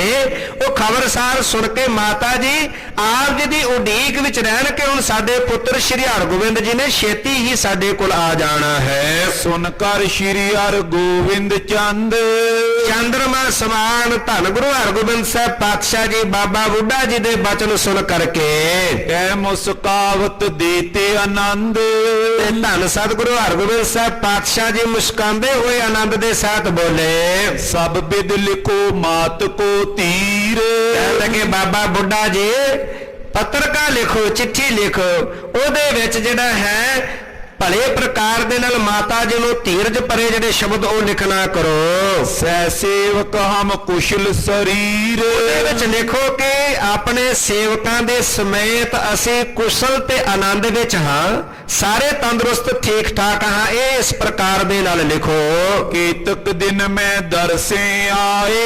ਤੇ ਮਾਤਾ ਜੀ ਕੁਝ ਕੁ ਦਿਨਾਂ ਦੇ ਵਿੱਚ ਹੀ ਅਸੀਂ ਚੱਲ ਕੇ ਆ ਕੇ ਤੁਹਾਡੇ ਦਰਸ਼ਨ ਕਰਾਂਗੇ। ਇਹ ਲਿਖੋ ਪੱਤਰਕਾ ਦੇ ਵਿੱਚ ਕਿ ਕੁਝ ਕੁ ਦਿਨਾਂ ਦੇ ਵਿੱਚ ਹੀ ਬਹੁਤ ਛੇਤੀ ਆ ਕੇ ਆਪ ਜੀ ਦੇ ਦਰਸ਼ਨ ਕਰਾਂਗੇ। ਕਿਮੋ ਨ ਚਿਤ ਮੈਂ ਚਿੰਤੇ ਉਪਾਏ। ਆਪ ਜੀ ਕਿਸੇ ਪ੍ਰਕਾਰ ਦੇ ਨਾਲ ਮਨ ਵਿੱਚ ਕੋਈ ਚਿੰਤਾ ਨਾ ਕਰੋ। ਚਿੱਤ ਦੀ ਚਿੰਤਾ ਜਿਹੜੀ ਉਹ ਤਿਆਗ ਦਿਓ, ਕਿਸੇ ਪ੍ਰਕਾਰ ਦੀ ਵੀ ਕੋਈ ਚਿੰਤਾ ਨਾ ਰੱਖੋ। ਮੇਲ ਸ਼ਾਹ ਕੋ ਜੇ ਅਬ ਹੋਏ। ਹੁਣ ਜੇ ਛੇਤੀ ਉਹ ਬਾਦਸ਼ਾਹ ਨਾਲ ਮੇਲ ਹੋ ਗਿਆ, ਬਾਦਸ਼ਾਹ ਦੇ ਨਾਲ ਜਦੋਂ ਸਾਡਾ ਛੇਤੀ ਹੀ ਮੇਲ ਹੋ ਗਿਆ, ਚਲੇ ਸਦਨ ਕੋ ਬਿਲਮ ਨ ਕੋਏ। ਤੇ ਹੁਣ ਚੱਲਣ ਵਿੱਚ ਅਸੀਂ ਦੇਰੀ ਨਹੀਂ ਲਿਆਉਣੀ, ਬੜੀ ਛੇਤੀ ਘਰ ਪਹੁੰਚ ਜਾਣਾ ਹੈ। ਬਸ ਬਾਦਸ਼ਾਹ ਨਾਲ ਮਿਲਣ ਦੀ ਦੇਰੀ ਆ, ਜਦੋਂ ਬਾਦਸ਼ਾਹ ਨਾਲ ਮਿਲਾਪ ਹੋ ਗਿਆ ਤੇ ਬਹੁਤ ਛੇਤੀ ਹੀ ਅਸੀਂ ਘਰ ਪਹੁੰਚਾਂਗੇ, ਆਉਣ ਵਿੱਚ ਦੇਰੀ ਨਹੀਂ ਕਰਾਂਗੇ। ਸੁਨ ਸਤਿਗੁਰ ਤੇ ਲਿਖੇ ਅਰਦਾਸ। ਤੇ ਧੰਨ ਗੁਰੂ ਹਰਗੋਬਿੰਦ ਸਾਹਿਬ ਪਾਤਸ਼ਾਹ ਜੀ ਦੇ ਕੋਲੋਂ ਇਸ ਤਰ੍ਹਾਂ ਇਹ ਸੁਣ ਕੇ ਬਾਬਾ ਬੁੱਢਾ ਜੀ ਨੇ ਜਿਹੜੀ ਉਹ ਪੱਤਰਕਾ ਲਿਖੀ ਹੈ, ਪਟੀ ਤੁਰਤ ਹੀ ਮਾਤਾ ਪਾਸ। ਤੇ ਉਹ ਪੱਤਰਕਾ ਲਿਖ ਕਰਕੇ ਤੁਰਤ ਹੀ ਬੜੀ ਛੇਤੀ ਦੇ ਨਾਲ ਮਾਤਾ ਜੀ ਮਾਤ ਗੰਗਾ ਜੀ ਦੇ ਕੋਲ ਭੇਜਣਾ ਕੀਤੀ ਹੈ। ਇਮ ਸਤਿਗੁਰ ਕੋ ਭਇਓ ਬਿਰਤਾਂਤ। ਇਧਰ ਜਿਹੜਾ ਗਵਾਲੀਅਰ ਦੇ ਕਿਲੇ ਦਾ ਬਿਰਤਾਂਤ ਹੈ, ਸਾਰਾ ਪ੍ਰਸੰਗ ਇਸ ਪ੍ਰਕਾਰ ਦੇ ਨਾਲ ਹੋਇਆ ਹੈ। ਧੀਰਜ ਕੇ ਸਮੇਤ ਭਗਵੰਤ। ਭਗਵੰਤ ਸਤਿਗੁਰੂ ਧੰਨ ਗੁਰੂ ਹਰਗੋਬਿੰਦ ਸਾਹਿਬ ਪਾਤਸ਼ਾਹ ਜੀ ਧੀਰਜ ਦੇ ਸਮੇਤ ਬੜੇ ਆਨੰਦ ਦੇ ਵਿੱਚ ਕਿਲੇ ਗਵਾਲੀਅਰ ਦੇ ਕਿਲੇ ਵਿੱਚ ਹਨ। ਜਹਾਂਗੀਰ ਕੀ ਸੁਨੋ ਕਹਾਣੀ। ਹੁਣ ਕਵੀ ਸੰਤੋਖ ਸਿੰਘ ਲਿਖਦੇ ਨੇ ਇਹ ਤਾਂ ਗਵਾਲੀਅਰ ਦਾ ਪ੍ਰਸੰਗ ਸੀ ਜਿਹੜਾ ਸਾਰਾ ਵਾਪਰਿਆ। ਹੁਣ ਅੱਗੇ ਕਹਿੰਦੇ ਜਹਾਂਗੀਰ ਬਾਦਸ਼ਾਹ ਦੀ ਕਹਾਣੀ ਅੱਗੇ ਸੁਣੋ। ਪੁਨ ਚੰਦੂ ਨੇ ਹਿਕਮਤ ਠਾਨੀ। ਹੁਣ ਚੰਦੂ ਨੇ ਜਿਹੜੀ ਇੱਕ ਹੋਰ ਨਵੀਂ ਉਹਨੇ ਤਰਕੀਬ ਸੋਚੀ, ਇੱਕ ਨਵੇਂ ਹੋਰ ਉਹਨੇ ਮਨ ਅੰਦਰ ਵਿਚਾਰ ਕੀਤੀ ਹੈ। ਸ਼ਾਹ ਚਲੇ ਦਿੱਲੀ ਅਬ ਆਚੇ। ਹੁਣ ਮਾਣੇ ਮਨ ਅੰਦਰ ਸੋਚਦਾ ਕਿ ਇਹ ਗੱਲ ਚੰਗੀ ਹੋਵੇ ਜੇ ਬਾਦਸ਼ਾਹ ਆਗਰੇ ਨੂੰ ਛੱਡ ਕੇ ਦਿੱਲੀ ਚਲਾ ਜਾਵੇ।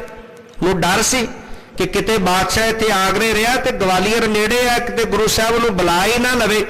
ਹੁਣ ਮਾਣੇ ਮਨ ਅੰਦਰ ਇੱਕ ਹੋਰ ਇਹਨੇ ਚਲਾਕੀ ਖੇਡੀ। ਹੁਣ ਸੋਚਦਾ ਹੈ ਕਿ ਕਿਸੇ ਨਾ ਕਿਸੇ ਤਰੀਕੇ ਦੇ ਬਾਦਸ਼ਾਹ ਆਗਰੇ ਨੂੰ ਛੱਡ ਕੇ ਦਿੱਲੀ ਚਲਿਆ ਜਾਵੇ। ਗੁਰੂ ਹਕਾਰਨ ਕੋਨੇ ਬਾਂਚੇ। ਜਦੋਂ ਬਾਦਸ਼ਾਹ ਦਿੱਲੀ ਚਲਾ ਜਾਏਗਾ ਫਿਰ ਉਹ ਗੁਰੂ ਸਾਹਿਬ ਜੀ ਨੂੰ ਬੁਲਾਉਣ ਦਾ ਕੋਈ ਯਤਨ ਨਹੀਂ ਕਰੇਗਾ, ਫਿਰ ਗੁਰੂ ਸਾਹਿਬ ਜੀ ਨੂੰ ਕਿਸੇ ਤਰੀਕੇ ਵੀ ਉਹ ਬੁਲਾਵੇਗਾ ਨਹੀਂ। ਪਰਚੇ ਅਪਰ ਖਿਆਲ ਮੈਂ ਜਾਏ। ਦਿੱਲੀ ਜਾਏਗਾ, ਉੱਥੇ ਘਰ ਪਰਿਵਾਰ ਹੈ, ਉੱਥੇ ਸਾਰਿਆਂ ਵਿੱਚ ਜਾ ਕੇ ਇਹਨੇ ਪਰਚ ਜਾਣਾ ਹੈ। ਦਿੱਲੀ ਜਾ ਕੇ ਮਹਿਲਾਂ ਵਿੱਚ ਇਹਨੇ ਪਰਚ ਜਾਣਾ ਹੈ, ਫਿਰ ਗੁਰੂ ਸਾਹਿਬ ਜੀ ਨੂੰ ਯਾਦ ਨਹੀਂ ਕਰੇਗਾ। ਜਾਂ ਤੇ ਇਸ ਲਈ ਚਲੋ ਚੜਾਏ। ਕਹਿਣ ਲੱਗਾ ਹੁਣ ਮੈਂ ਐਸਾ ਕੋਈ ਉਪਾਅ ਕਰਾਂ, ਕੋਈ ਯਤਨ ਕਰਾਂ ਜਿਹੜਾ ਛੇਤੀ ਦੇ ਨਾਲ ਇਹਨਾਂ ਨੂੰ ਇੱਥੋਂ ਚੜਾ ਕੇ ਮੈਂ ਦਿੱਲੀ ਲੈ ਜਾਵਾਂ। ਜਬ ਗੁਰ ਜਾਏ ਗਵਾਲੀਅਰ ਬਰੇ। ਇਹ ਕਿਉਂਕਿ ਜਦੋਂ ਤੋਂ ਧੰਨ ਗੁਰੂ ਹਰਗੋਬਿੰਦ ਸਾਹਿਬ ਪਾਤਸ਼ਾਹ ਜੀ ਜਦੋਂ ਬਾਦਸ਼ਾਹ ਦੇ ਕਹਿਣ ਅਨੁਸਾਰ ਗਵਾਲੀਅਰ ਦੇ ਕਿਲੇ ਵਿੱਚ ਗਏ, ਸ਼ਾਹ ਸਾਥ ਇਮ ਬੋਲਨ ਕਰੇ। ਤੇ ਹੁਣ ਚੰਦੂ ਬਾਦਸ਼ਾਹ ਨਾਲ ਇਧਰੋਂ ਇਹ ਸਲਾਹ ਮਸ਼ਵਰਾ ਕਰ ਰਿਹਾ। ਗੁਰੂ ਸਾਹਿਬ ਜੀ ਨੂੰ ਗਵਾਲੀਅਰ ਦੇ ਕਿਲੇ ਵਿੱਚ ਭੇਜ ਦਿੱਤਾ ਤੇ ਹੁਣ ਇਧਰ ਚੰਦੂ ਜਿਹੜਾ ਉਹ ਨਵੀਆਂ ਵਿਉਂਤਾਂ ਘੜ ਰਿਹਾ ਹੈ। ਮਨ ਅੰਦਰ ਐਸਾ ਖਿਆਲ ਬਣਾ ਕਰਕੇ ਹੁਣ ਬਾਦਸ਼ਾਹ ਨੂੰ ਕਹਿਣ ਲੱਗਾ, ਚਲਿਏ ਦਿੱਲੀ ਕੇ ਬੜ ਮੰਦਰ। ਕਹਿਣ ਲੱਗੇ ਬਾਦਸ਼ਾਹ ਦਿੱਲੀ ਦੇ ਵਿੱਚ ਤੁਹਾਡਾ ਬੜਾ ਵੱਡਾ ਮਹਿਲ ਹੈ, ਉਹ ਵੱਡੇ ਮਹਿਲ ਵੱਡੇ ਘਰ ਦੇ ਵਿੱਚ ਆਪਾਂ ਦਿੱਲੀ ਜਾਣਾ ਕਰੀਏ। ਤੈ ਨਵ ਰੋਜ ਕਰੋ ਮਿਲ ਸੁੰਦਰ। ਨਵਰੋਜ਼ ਇਹ ਫਾਰਸੀ ਦਾ ਸ਼ਬਦ ਹੈ। ਨਵਰੋਜ਼ ਇਹ ਸਾਲ ਜਿਹੜਾ ਦੀਨ ਦੇ ਅੰਦਰ, ਇਸਲਾਮ ਦੇ ਅੰਦਰ ਜਿਹੜਾ ਨਵਾਂ ਸਾਲ ਚੜ੍ਹਦਾ ਹੈ, ਤੇ ਫਰਵਰ ਦੀਨ ਦਾ ਇਹ ਪਹਿਲਾ ਦਿਨ ਹੈ। ਫਰਵਰ ਦੀਨ ਦਾ ਪਹਿਲਾ ਦਿਨ ਨਵਾਂ ਸਾਲ ਦਾ ਦਿਨ ਗਿਣਿਆ ਜਾਂਦਾ ਹੈ, ਔਰ ਇਹ ਇਸਲਾਮ ਜਗਤ ਦੇ ਅੰਦਰ ਇਹਨੂੰ ਬੜਾ ਖੁਸ਼ੀ ਦਾ ਦਿਨ ਮੰਨਿਆ ਜਾਂਦਾ ਹੈ। ਹੁਣ ਚੰਦੂ ਕਹਿਣ ਲੱਗਾ ਕਿ ਉਹ ਨਵਰੋਜ਼ ਦਾ, ਨਵੇਂ ਸਾਲ ਦਾ ਦਿਨ ਬਾਦਸ਼ਾਹ ਨੇੜੇ ਆ ਚੁੱਕਾ ਹੈ, ਇਸ ਕਰਕੇ ਉੱਥੇ ਜਾ ਕਰਕੇ ਉਹ ਬੜੇ ਖੁਸ਼ੀ ਦੇ ਨਾਲ, ਬੜੇ ਆਨੰਦ ਦੇ ਨਾਲ ਉਹ ਜਿਹੜਾ ਦਿਨ ਮਨਾਉਣਾ ਕਰੀਏ। ਇਤਿਆਦਿਕ ਬੋ ਬਾਤ ਬਣਾਏ। ਇਸ ਪ੍ਰਕਾਰ ਦੇ ਨਾਲ ਬੜੀਆਂ ਗੱਲਾਂ ਬਣਾ ਕੇ ਚੰਦੂ ਜਿਹੜਾ ਬਾਦਸ਼ਾਹ ਨੂੰ ਦਿੱਲੀ ਲਿਜਾਣ ਲਈ ਪ੍ਰੇਰਦਾ ਹੈ। ਸਭ ਉਮਰਾਵਨ ਦਿਓ ਸਿਖਾਏ। ਜਿੰਨੇ ਵੀ ਵਜ਼ੀਰ ਸਨ, ਉਮਰਾਵ ਸਨ, ਸਾਰਿਆਂ ਨੂੰ ਇਹਨੇ ਕਹਿ ਕੇ ਭਲੀ ਪ੍ਰਕਾਰ ਦੇ ਨਾਲ ਸਿਖਾ ਦਿੱਤਾ ਹੈ। ਜਿਉਂ ਕਿਉਂ ਕਰ ਅਬ ਸ਼ਾਹ ਚੜਾਵੋ। ਕਹਿਣ ਲੱਗਾ ਹੁਣ ਜਿਵੇਂ ਕਿਵੇਂ ਕਰਕੇ ਬਾਦਸ਼ਾਹ ਨੂੰ ਇੱਕ ਵਾਰ ਦਿੱਲੀ ਵੱਲ ਨੂੰ ਚੜਾ ਦਿਓ।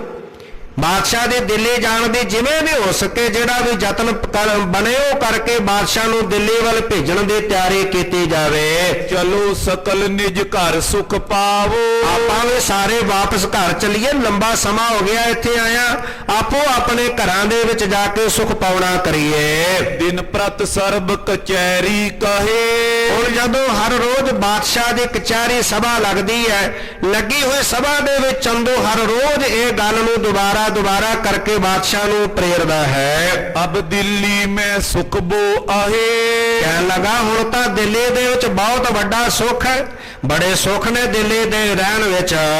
ਸੁਨ ਸਭ ਤੇ ਚਿਤ ਵਿਖੇ ਵਿਚਾਰੀ। ਤੇ ਹੁਣ ਜਦੋਂ ਬਾਦਸ਼ਾਹ ਨੇ ਸਾਰਿਆਂ ਕੋਲੋਂ ਸੁਣਿਆ, ਹੁਣ ਜਦੋਂ ਸਾਰੀ ਸਭਾ ਇੱਕੋ ਗੱਲ ਕਹਿ ਰਹੀ ਹੋਵੇ, ਸਾਰੇ ਮਿਲ ਕੇ ਬਾਦਸ਼ਾਹ ਨੂੰ ਪ੍ਰੇਰ ਰਹੇ ਨੇ, ਸਾਰਿਆਂ ਦੇ ਕੋਲੋਂ ਸੁਣ ਕੇ ਬਾਦਸ਼ਾਹ ਨੇ ਹਿਰਦੇ ਵਿੱਚ ਵਿਚਾਰ ਕੀਤੇ। ਗਮਨ ਕਰਨ ਕੋ ਹੋਇਓ ਤਿਆਰੀ। ਹੁਣ ਬਾਦਸ਼ਾਹ ਦਾ ਵੀ ਮਨ ਜਿਹੜਾ ਉਹ ਇੱਥੋਂ ਚੱਲਣ ਵਾਸਤੇ ਤਿਆਰ ਹੋਇਆ। ਬਾਦਸ਼ਾਹ ਨੇ ਵੀ ਸੋਚਿਆ ਕਿ ਦਿੱਲੀ ਜਾਣ ਦੀ ਤਿਆਰੀ ਕਰਨੀ ਚਾਹੀਦੀ ਹੈ। ਜਹਾਂਗੀਰ ਗਜ ਚੜ ਕਰ ਚਾਲਾ। ਤੇ ਹੁਣ ਬਾਦਸ਼ਾਹ ਜਹਾਂਗੀਰ ਇਹਦੇ ਚੜਨ ਵਾਸਤੇ ਗੱਜ ਕਹਿੰਦੇ ਹਾਥੀ ਤਿਆਰ ਕੀਤਾ ਗਿਆ। ਹਾਥੀ ਦੇ ਉੱਤੇ ਜਹਾਂਗੀਰ ਬਾਦਸ਼ਾਹ ਸਵਾਰ ਹੋਇਆ। ਦਿਨ ਪ੍ਰਤ ਮੰਜ਼ਲੇ ਕਰਤ ਵਿਸਾਲਾ। ਆਗਰੇ ਤੋਂ ਚੱਲ ਕੇ ਮੰਜ਼ਿਲ ਤੈਅ ਕਰਦਾ ਹੋਇਆ ਬਾਦਸ਼ਾਹ ਦਿੱਲੀ ਵੱਲ ਨੂੰ ਵੱਧ ਰਿਹਾ ਹੈ। ਦਿੱਲੀ ਆਨ ਪ੍ਰਵੇਸ਼ਿਓ ਸ਼ਾਉ। ਪੈਂਡਾ ਤੈਅ ਕਰਕੇ ਬਾਦਸ਼ਾਹ ਜਹਾਂਗੀਰ ਦਿੱਲੀ ਵਿੱਚ ਪ੍ਰਵੇਸ਼ ਕਰ ਗਿਆ। ਮਿਲੀ ਬ੍ਰਿੰਦ ਬੇਗਮ ਨਿਜ ਨਾਉ। ਬਹੁਤ ਸਾਰੀਆਂ ਜਦੋਂ ਦਿੱਲੀ ਆਪਣੇ ਮਹਿਲਾਂ ਵਿੱਚ ਪਹੁੰਚਿਆ ਬਾਦਸ਼ਾਹ, ਇਹਦੀਆਂ ਜਿੰਨੀਆਂ ਸਾਰੀਆਂ ਬੇਗਮਾਂ ਸਨ ਉਹ ਆ ਕੇ ਬਾਦਸ਼ਾਹ ਨੂੰ ਮਿਲੀਆਂ ਹਨ। ਚੰਦੂ ਅਧਿਕ ਆਨੰਦਤ ਭਇਓ। ਤੇ ਹੁਣ ਚੰਦੂ ਬੜਾ ਖੁਸ਼ ਹੋਇਆ, ਕਹਿਣ ਲੱਗਾ ਹੁਣ ਜਿਹੜੇ ਮੈਂ ਵਿਉਂਤ ਬਣਾਏ ਸੀ, ਮੈਂ ਆਪਣੇ ਮਿਸ਼ਨ 'ਚ ਸਫਲ ਹੋ ਗਿਆ।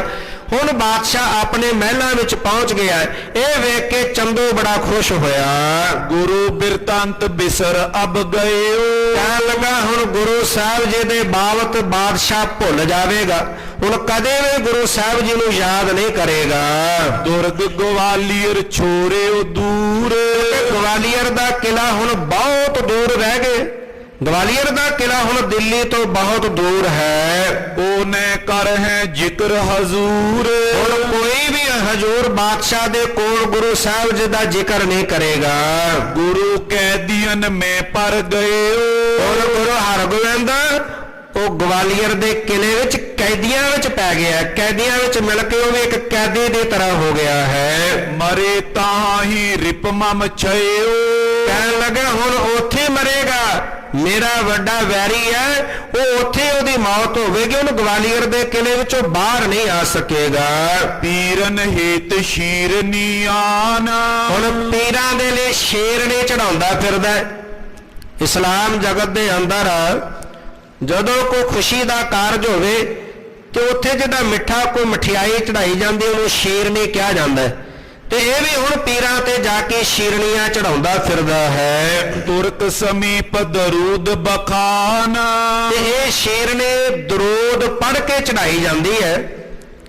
ਨਾਨਕ ਪਿੱਠਾ ਪੱਕਾ ਸਾਜਿਆ ਧਰਿਆ ਆਣ ਮੌਜੂਦ ਬਾਝੋ ਸਤਿਗੁਰੂ ਆਪਣੇ ਬੈਠਾ ਝਾਕ। ਦਰੂਦ ਪਾਵਨ ਸ਼ਬਦ ਵੀ ਹੁੰਦਾ ਮਾਰੂ ਰਾਗ ਅੰਦਰ। ਦਰੂਦ ਤੁਰਕੀ, ਦਰੂਦ ਫਾਰਸੀ ਦਾ ਸ਼ਬਦ ਹੈ। ਦਰੂਦ ਦਾ ਭਾਵ ਹੈ ਕਿ ਜਦੋਂ ਵੀ ਮੁਸਲਮਾਨ ਇਹ ਕੋਈ ਭੋਜਨ ਤਿਆਰ ਕਰਦੇ, ਇਹਨਾਂ ਦਾ ਕੋਈ ਵਿਸ਼ੇਸ਼ ਦਿਨ ਹੋਵੇ ਤੇ ਭੋਜਨ ਤਿਆਰ ਕਰਕੇ ਫਿਰ ਪਰੋਸ ਕੇ ਚੰਗੀ ਤਰ੍ਹਾਂ ਫਿਰ ਕਾਜੀ ਆਉਂਦਾ ਹੈ। ਕਾਜੀ ਆ ਕੇ ਉਹ ਕਲਮਾ ਪੜ੍ਹਦਾ ਹੈ, ਫਿਰ ਅੱਗੇ ਖੁਦਾ ਅੱਗੇ ਬੇਨਤੀ ਕੀਤੀ ਜਾਂਦੀ ਹੈ, ਅਰਦਾਸ ਕੀਤੀ ਜਾਂਦੀ ਹੈ। ਜਿਵੇਂ ਸਾਡੇ ਸਿੱਖ ਜਗਤ ਦੇ ਅੰਦਰ ਭੋਜਨ ਤਿਆਰ ਕਰਕੇ ਅਸੀਂ ਅਰਦਾਸ ਕਰਨੀ ਹੈ, ਗੁਰੂ ਕਾ ਸਿੱਖ ਛਕਣ ਤੋਂ ਪਹਿਲਾਂ ਗੁਰੂ ਅੱਗੇ ਅਰਦਾਸ ਕਰਦਾ ਹੈ, ਛਕ ਕੇ ਅਰਦਾਸ ਕਰਦਾ ਹੈ। ਉਸੇ ਤਰ੍ਹਾਂ ਇਹ ਜਿਹੜਾ ਉਹ ਕਲਮਾ ਪੜ੍ਹਦੇ ਨੇ ਤੇ ਉਹਨੂੰ ਕਹਿੰਦੇ ਨੇ ਦਰੂਦ, ਜਿਹੜੀ ਬੇਨਤੀ ਕਰਦੇ ਨੇ ਖੁਦਾ ਦੇ ਅੱਗੇ। ਫਿਰ ਉਹ ਜਿਹੜੀ ਹੈ ਉਹ ਪੜ੍ਹ ਕਰਕੇ ਜਿਹੜਾ ਉਹ ਅੱਗੇ ਸਾਰਿਆਂ ਦੇ ਵਿੱਚ ਵਰਤਾਇਆ ਜਾਂਦਾ ਹੈ। ਬਾਅਦ ਜੋ ਸਤਿਗੁਰ ਆਪਣੇ ਬੈਠਾ ਝਾਕ ਦਰੂਦ ਕਹਿੰਦੇ, ਜਦੋਂ ਇਹਨਾਂ ਦੇ ਅੰਦਰ ਈਦ ਦਾ ਦਿਨ ਆਉਂਦਾ ਹੈ, ਕੋਈ ਖੁਸ਼ੀ ਦਾ ਦਿਨ ਆਉਂਦਾ ਹੈ, ਤਾਂ ਇਹ ਖੁਦਾ ਦੇ ਨਿਮਿਤ ਕਾਜੀ ਦੇ ਲਈ ਬੜੇ ਬੜੇ ਪਕਵਾਨ ਬਣਾਉਂਦੇ ਨੇ। ਬਹੁਤ ਸੁੰਦਰ ਪਕਵਾਨ ਬਣਾ ਕੇ ਬੜਾ ਸੁੰਦਰ ਖਾਣਾ ਤਿਆਰ ਕਰਕੇ ਰੱਖਦੇ ਨੇ। ਤੇ ਜਦੋਂ ਕਾਜੀ ਆ ਕੇ ਫਿਰ ਬੈਠ ਕੇ ਦਰੂਦ ਪੜ੍ਹਦਾ ਹੈ, ਫਿਰ ਕਾਜੀ ਮਨ ਭਾਉਂਦਾ ਆਪਣਾ ਭੋਜਨ ਛਕਦਾ ਹੈ। ਉਸ ਤੋਂ ਬਾਅਦ ਜਾ ਕੇ ਬਾਕੀ ਪਰਿਵਾਰ ਦੇ ਵਿੱਚ ਵਰਤਾਇਆ ਜਾਂਦਾ ਹੈ, ਬੱਚਿਆਂ ਨੂੰ ਦਿੱਤਾ ਜਾਂਦਾ ਹੈ। ਤੇ ਇੱਥੇ ਪਾਤਸ਼ਾਹ ਕਹਿੰਦੇ ਕਿ ਜੇਕਰ ਕਾਜੀ ਚੱਲ ਕੇ ਨਾ ਆਵੇ ਤੇ ਖਾਣਾ ਤਿਆਰ ਪਿਆ, ਹੁਣ ਪਰਿਵਾਰ ਬੱਚੇ ਵੇਖ ਰਹੇ ਨੇ, ਉਨੀ ਦੇਰ ਖਾ ਨਹੀਂ ਸਕਦੇ ਜਿੰਨੀ ਦੇਰ ਆ ਕੇ ਉਹ ਦਰੂਦ ਨਹੀਂ ਪੜ੍ਹਦਾ। ਦਰੂਦ ਦਾ ਭਾਵ ਇਹ ਫਾਰਸੀ ਦਾ ਸ਼ਬਦ ਹੈ। ਹੁਣ ਉਹ ਜਿਹੜੀ ਸ਼ੀਰਨੀ ਹੈ, ਉਹ ਜਦੋਂ ਕਾਜੀ ਵੱਲੋਂ ਦਰੂਦ ਪੜ੍ਹਿਆ ਗਿਆ, ਖੁਦਾ ਅੱਗੇ ਬੇਨਤੀ ਕੀਤੀ ਕਿ ਉਹ ਦਰੂਦ ਪੜ੍ਹ ਕੇ ਸਾਰਿਆਂ ਵਿੱਚ ਵਰਤਾਏ ਗਏ। ਧਰ ਉਰ ਹਰਖ ਦਈ ਵਰਤਾਏ। ਬੜਾ ਖੁਸ਼ ਹੈ ਚੰਦੂ, ਬੜਾ ਖੁਸ਼ ਹੋਇਆ ਉਹ ਜਿਹੜਾ ਇਹ ਸ਼ੇਰਨੀਆਂ ਬਣਦਾ ਫਿਰਦਾ ਹੈ। ਚਿੰਤਾ ਕਸ਼ਟ ਬਿਲੰਦ ਬਿਲਾਏ। ਕਹਿਣ ਲੱਗਾ ਕਿ ਜਿਹੜੀ ਮੇਰੀ ਚਿੰਤਾ ਸੀ, ਵੱਡੀ ਚਿੰਤਾ ਸੀ, ਵੱਡਾ ਦੁੱਖ ਸੀ, ਉਹ ਮੇਰਾ ਹੁਣ ਟਲ ਗਿਆ, ਉਹ ਦੂਰ ਹੋ ਗਿਆ ਹੈ। ਸ਼੍ਰੀ ਅਰਜਨ ਪੂਰਬ ਮੈਂ ਮਾਰਿਓ। ਕਹਿਣ ਲੱਗਾ ਕਿ ਪਹਿਲਾਂ ਮੈਂ ਧੰਨ ਸ਼੍ਰੀ ਗੁਰੂ ਅਰਜਨ ਦੇ ਪਾਤਸ਼ਾਹ ਜੀ ਨੂੰ ਘਰ ਵਿਖੇ ਬੁਲਾ ਕੇ ਖਤਮ ਕੀਤਾ ਹੈ। ਤਿਸ ਕੋ ਪੁੱਤਰ ਕੈਦ ਮੈਂ ਡਾਰਿਓ। ਉਹਦਾ ਪੁੱਤਰ ਮੈਂ ਕੈਦ ਵਿੱਚ ਪਾ ਦਿੱਤਾ।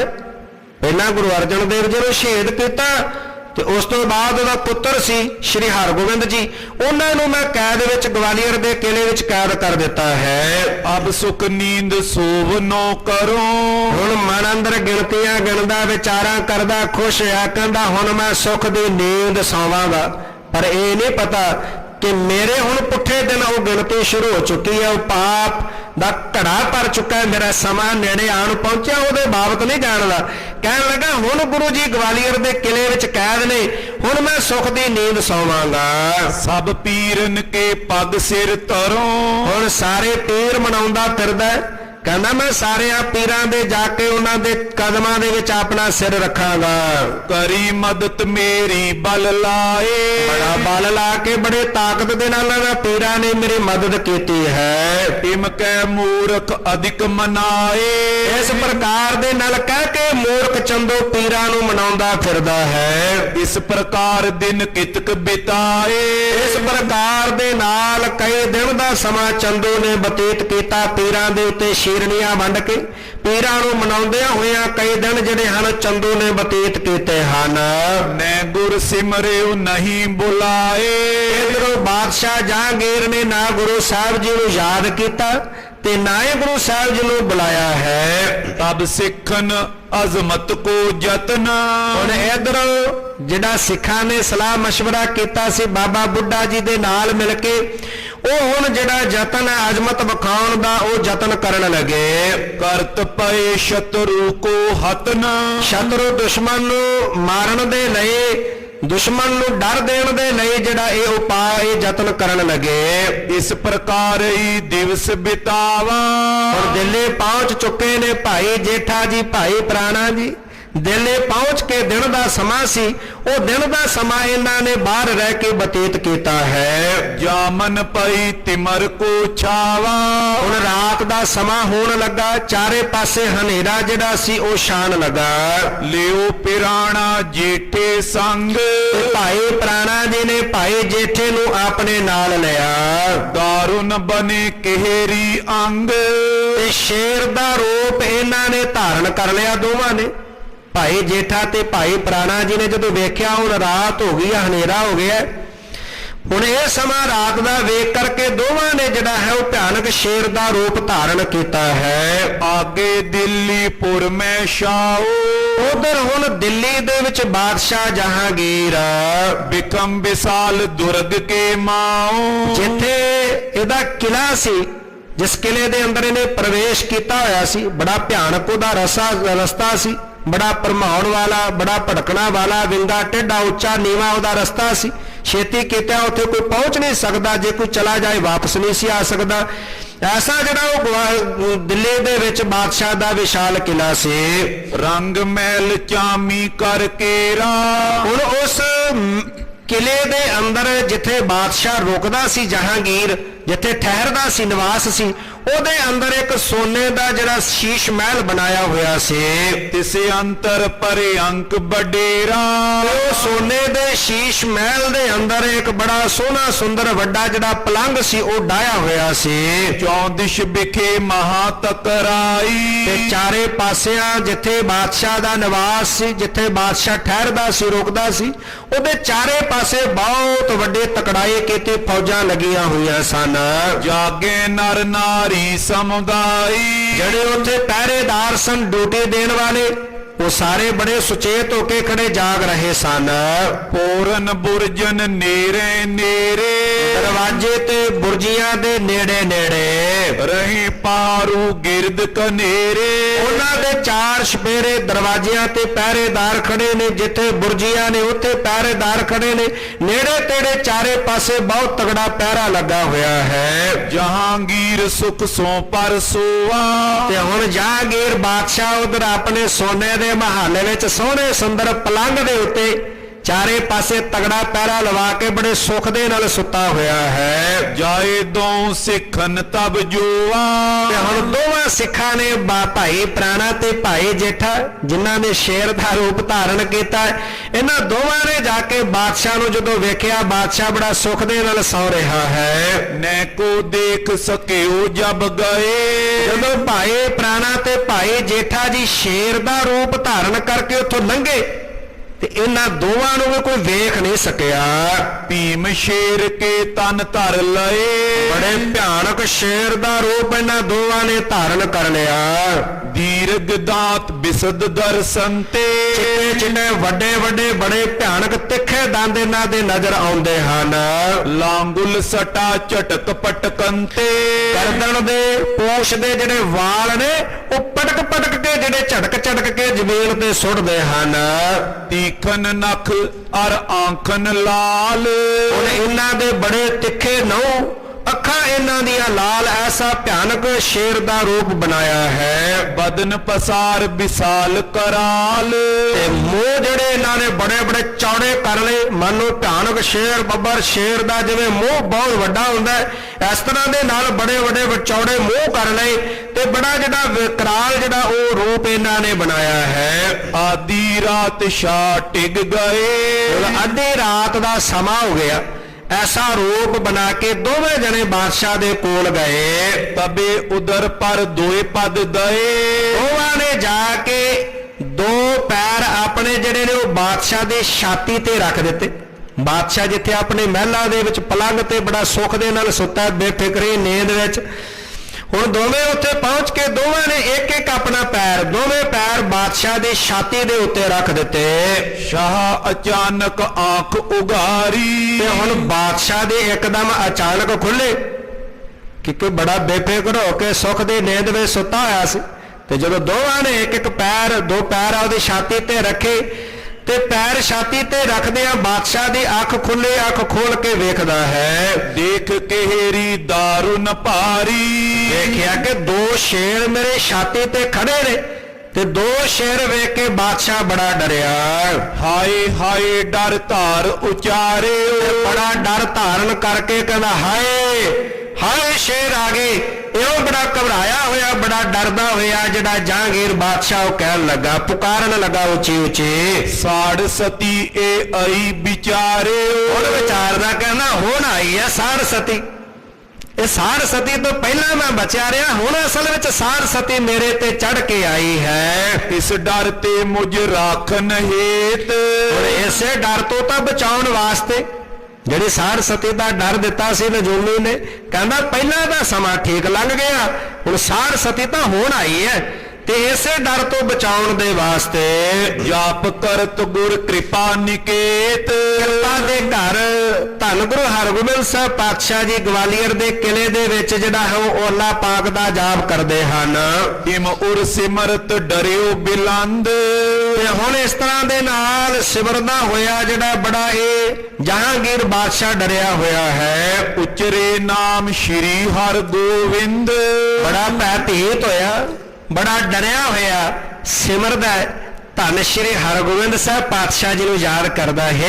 ਧੰਨ ਸ਼੍ਰੀ ਹਰਗੋਬਿੰਦ ਜੀ ਇਉਂ ਸਤਿਗੁਰੂ ਪਾਤਸ਼ਾਹ ਜੀ ਦਾ ਨਾਮ ਲੈ ਕੇ ਯਾਦ ਕਰਦਾ ਹੈ। ਬਨੋ ਸਹਾਇਕ ਅਬ ਤੁਮ ਆਏ। ਇਹ ਸਤਿਗੁਰੂ ਪਾਤਸ਼ਾਹ ਜੀ ਤੁਹਾਡੇ ਬਿਨਾ ਮੈਨੂੰ ਕੋਈ ਨਹੀਂ ਬਚਾ ਸਕਦਾ। ਸ਼ੇਰਾਂ ਨੇ ਮੈਨੂੰ ਘੇਰ ਲਿਆ, ਮਾਰ ਦੇਣਗੇ, ਹੁਣ ਮੈਨੂੰ ਤੁਹਾਡੇ ਬਿਨਾ ਨਹੀਂ ਕੋਈ ਬਚਾ ਸਕਦਾ, ਮੇਰਾ ਸਹਾਇਕ ਬਣ ਸਕਦਾ। ਕਿਰਪਾ ਕਰਕੇ ਮੈਨੂੰ ਇਹਨਾਂ ਦੇ ਕੋਲੋਂ ਬਚਾ ਲਵੋ। ਸ਼ੇਰਨ ਤੇ ਮੁਝ ਲਿਓ ਬਚਾਏ। ਪਾਤਸ਼ਾਹ ਬੜੇ ਭਿਆਨਕ ਸ਼ੇਰ ਨੇ, ਦੋਵਾਂ ਸ਼ੇਰਾਂ ਨੇ ਮੈਨੂੰ ਸੁੱਤੇ ਨੂੰ ਪਾਇਆ, ਦੱਬ ਲਿਆ। ਆਓ ਕਿਰਪਾ ਕਰਕੇ ਨਾ ਸ਼ੇਰਾਂ ਦੇ ਕੋਲੋਂ ਮੈਨੂੰ ਬਚਾਉਣਾ ਕਰੋ। ਗੁਰ ਕੋ ਧਿਆਵਨ ਜਬ ਕੀਏ ਛਾਉ। ਤੇ ਜਦੋਂ ਧੰਨ ਗੁਰੂ ਹਰਗੋਬਿੰਦ ਸਾਹਿਬ ਪਾਤਸ਼ਾਹ ਜੀ ਨੂੰ ਯਾਦ ਕਰਦਾ ਹੈ, ਸਿਮਰ ਦਾ ਧਿਆਨ ਧਰ ਕੇ ਸਤਿਗੁਰੂ ਪਾਤਸ਼ਾਹ ਜੀ ਦਾ, ਸ਼੍ਰੀ ਗੁਰ ਉਠੇ ਜਾਨ ਮਨ ਮਾਉ। ਤੇ ਹੁਣ ਅੰਤਰ ਜਾਮੇ ਸਤਿਗੁਰੂ ਪਾਤਸ਼ਾਹ ਜੀ ਨੇ ਦੀ ਬੇਨਤੀ ਸੁਣੀ, ਕਿਉਂਕਿ ਮਨ ਕਰਕੇ ਸਿਮਰਿਆ, ਗੁਰੂ ਹਰਗੋਬਿੰਦ ਸਾਹਿਬ ਪਾਤਸ਼ਾਹ ਜੀ ਨੂੰ ਯਾਦ ਕੀਤਾ। ਤਤ ਛਿਨ ਆਏ ਹਟਾਵਨ ਕੀਨੇ। ਤਤਸ਼ਣ ਆ ਕੇ ਧੰਨ ਗੁਰੂ ਹਰਗੋਬਿੰਦ ਸਾਹਿਬ ਪਾਤਸ਼ਾਹ ਜੀ ਨੇ ਸ਼ੇਰਾਂ ਨੂੰ ਦੂਰ ਕੀਤਾ ਹੈ। ਦੋਨੋਂ ਦਿਸ਼ਨ ਦੂਰ ਕਰ ਦੀਨੇ। ਦੋਵੇਂ ਪਾਸਿਆਂ ਤੋਂ ਜਿਹੜੇ ਦੋਵੇਂ ਸ਼ੇਰ ਸਨ, ਦੋਨਾਂ ਪਾਸਿਆਂ ਤੋਂ ਦੋਵਾਂ ਸ਼ੇਰਾਂ ਨੂੰ ਦੂਰ ਕਰ ਦਿੱਤਾ। ਬੌਰ ਪਸਾਰ ਤੁੰਡ ਕੋ ਆਏ। ਤੇ ਜਿਹੜਾ ਹੈ ਫਿਰ ਇਸ ਪ੍ਰਕਾਰ ਦੇ ਨਾਲ ਬੌਰ ਪਸਾਰ, ਇੱਕ ਵਾਰੀ ਜਦੋਂ ਗੁਰੂ ਸਾਹਿਬ ਜੀ ਨੇ ਆ ਕੇ ਸ਼ੇਰ ਪਿੱਛੇ ਕਰ ਦਿੱਤੇ, ਹੁਣ ਬਾਦਸ਼ਾਹ ਫਿਰ ਲੇਟਿਆ, ਤੇ ਫਿਰ ਉਸੇ ਤਰ੍ਹਾਂ ਮੁਖ ਪਸਾਰ ਕੇ ਉਹੀ ਭਿਆਨਕ ਰੂਪ ਧਾਰਨ ਕਰਕੇ ਫਿਰ ਚੱਲ ਕੇ ਆਏ ਹਨ। ਭੀਮ ਆਕਾਰ ਕਰੇ ਦਰਸਾਏ। ਬੜਾ ਭਿਆਨਕ ਰੂਪ ਬਣਾਇਆ ਦੋਵਾਂ ਨੇ, ਬੜੇ ਭਿਆਨਕ ਸ਼ੇਰ ਦਾ ਰੂਪ ਇਹਨਾਂ ਨੇ ਬਣਾਇਆ ਹੋਇਆ ਹੈ। ਗੁਰ ਸੋਂ ਡਰ ਤਰ ਕਹੀਂ ਬਚਾਵੋ। ਤੇ ਫਿਰ ਡਰਦਾ ਹੋਇਆ ਜਹਾਂਗੀਰ ਫਿਰ ਪੁਕਾਰਾ ਕਰਨ ਲੱਗਾ। ਸਤਿਗੁਰੂ ਪਾਤਸ਼ਾਹ ਇਹ ਤਾਂ ਫਿਰ ਆ ਗਏ, ਇਹਨਾਂ ਸ਼ੇਰਾਂ ਨੇ ਤਾਂ ਫਿਰ ਘੇਰ ਲਿਆ ਮੈਨੂੰ ਆ ਕੇ, ਕਿਰਪਾ ਕਰੋ ਮੈਨੂੰ ਇਹਨਾਂ ਦੇ ਕੋਲੋਂ ਬਚਾਓ। ਇਨ ਦੋਇਨ ਕੋ ਦੂਰ ਹਟਾਵੋ। ਪਾਤਸ਼ਾਹ ਇਹਨਾਂ ਦੋਵਾਂ ਸ਼ੇਰਾਂ ਨੂੰ ਕਿਤੇ ਦੂਰ ਪਹੁੰਚਾ ਦਿਓ। ਤੁਸੀਂ ਇਹਨਾਂ ਨੂੰ ਦੂਰ ਕੀਤਾ, ਇਹ ਤਾਂ ਫਿਰ ਦੁਬਾਰਾ ਆ ਗਏ, ਕਿਰਪਾ ਕਰੋ ਆ ਕੇ ਮੈਨੂੰ ਬਚਾ ਲਵੋ, ਇਹਨਾਂ ਨੂੰ ਕਿਤੇ ਦੂਰ ਭੇਜਣਾ ਕਰੋ। ਤਬ ਗੁਰ ਧਰ ਕਰ ਦੋਹਿਨ ਰੁਮਾਲੋ। ਤੇ ਹੁਣ ਸਤਿਗੁਰੂ ਧੰਨ ਗੁਰੂ ਹਰਗੋਬਿੰਦ ਸਾਹਿਬ ਪਾਤਸ਼ਾਹ ਜੀ ਨੇ ਦੋਨਾਂ ਹਸਤ ਕਮਲਾਂ ਦੇ ਵਿੱਚ ਆਪਣੇ ਰੁਮਾਲ ਲਏ ਹਨ। ਦੋਇ ਸ਼ੇਰਨ ਦੀ ਬਦਨ ਬਿਸਾਲੋ। ਦੋਵਾਂ ਸ਼ੇਰਾਂ ਦੇ ਮੂੰਹ ਦੇ ਵਿੱਚ ਰੁਮਾਲ ਦੇ ਕੇ ਪਿੱਛੇ ਧੱਕ ਦਿੱਤਾ ਹੈ। ਕਰੇ ਹਟਾਵਨ ਦੂਰ ਸਿਧਾਰੇ। ਤੇ ਹੁਣ ਦੋਵਾਂ ਸ਼ੇਰਾਂ ਨੂੰ ਦੂਰ ਕਰਕੇ ਗੁਰੂ ਸਾਹਿਬ ਜੀ ਆਪ ਵੀ ਚਲੇ ਗਏ ਹਨ। ਨਰ ਮੁਖ ਕਰ ਤਿਨ ਬਾਕੀ ਉਚਾਰੇ। ਤੇ ਜਦੋਂ ਗੁਰੂ ਸਾਹਿਬ ਚਲੇ ਗਏ ਸ਼ੇਰਾਂ ਨੂੰ ਦੂਰ ਕਰਕੇ, ਫਿਰ ਮਨੁੱਖੇ ਸਰੀਰਾਂ ਵਿੱਚ ਆ ਕੇ ਮਨੁੱਖਾਂ ਵਾਲਾ ਰੂਪ ਜਿਹੜਾ ਮੁੱਖ ਧਾਰਨ ਕਰਕੇ ਬੋਲੇ, ਭਾਈ ਪ੍ਰਾਣਾ ਤੇ ਭਾਈ ਜੇਠਾ ਜੀ। ਸ਼੍ਰੀ ਗੁਰ ਨੇ ਅਬ ਤੋਏ ਬਚਾਇਓ। ਕਹਿਣ ਲੱਗੇ ਬਾਦਸ਼ਾਹ ਤੈਨੂੰ ਗੁਰੂ ਹਰਗੋਬਿੰਦ ਸਾਹਿਬ ਪਾਤਸ਼ਾਹ ਨੇ ਬਚਾ ਲਿਆ, ਤੇਰੇ ਬਚਣ ਦਾ ਕੋਈ ਹੁਣ ਵਸੀਲਾ ਨਹੀਂ ਸੀ ਬਣਨਾ, ਇਹ ਤਾਂ ਗੁਰੂ ਹਰਗੋਬਿੰਦ ਜੀ ਨੇ ਆ ਕੇ ਤੈਨੂੰ ਬਚਾ ਲਿਆ ਹੈ। ਸਮਝੋ ਮਹਿਮਾ ਨੇ ਬਿਸਰਾਇਓ। ਧੰਨ ਗੁਰੂ ਹਰਗੋਬਿੰਦ ਸਾਹਿਬ ਪਾਤਸ਼ਾਹ ਜੀ ਦੀ ਮਹਿਮਾ ਨੂੰ ਜਾਣ ਲੈ ਬਾਦਸ਼ਾਹ, ਉਹਨਾਂ ਨੂੰ ਸਿਮਰਤੀ ਵਿੱਚ ਰੱਖ, ਉਹਨਾਂ ਨੂੰ ਭੁਲਾ ਨਾ, ਇਹ ਤਾਂ ਉਹਨਾਂ ਨੇ ਆ ਕੇ ਤੇਰੀ ਰੱਖਿਆ ਕੀਤੀ ਹੈ। ਭਏ ਲੋਪ ਗੁਰ ਕੇ ਹਰ ਦੋ। ਇਸ ਪ੍ਰਕਾਰ ਦੇ ਨਾਲ ਇਹ ਕਹਿ ਕੇ ਗੁਰੂ ਸਾਹਿਬ ਵੀ ਇਹਨੂੰ ਬਚਾ ਕੇ ਆਲੋਪ ਹੋ ਗਏ, ਤੇ ਇਹ ਜਿਹੜੇ ਦੋਵੇਂ ਸ਼ੇਰ ਸਨ ਇਹ ਵੀ ਆਲੋਪ ਹੋਏ ਹਨ। ਸੁਪਤੇ ਸ਼ਾਹਨਾ ਡਰ ਧਰ ਸੋ।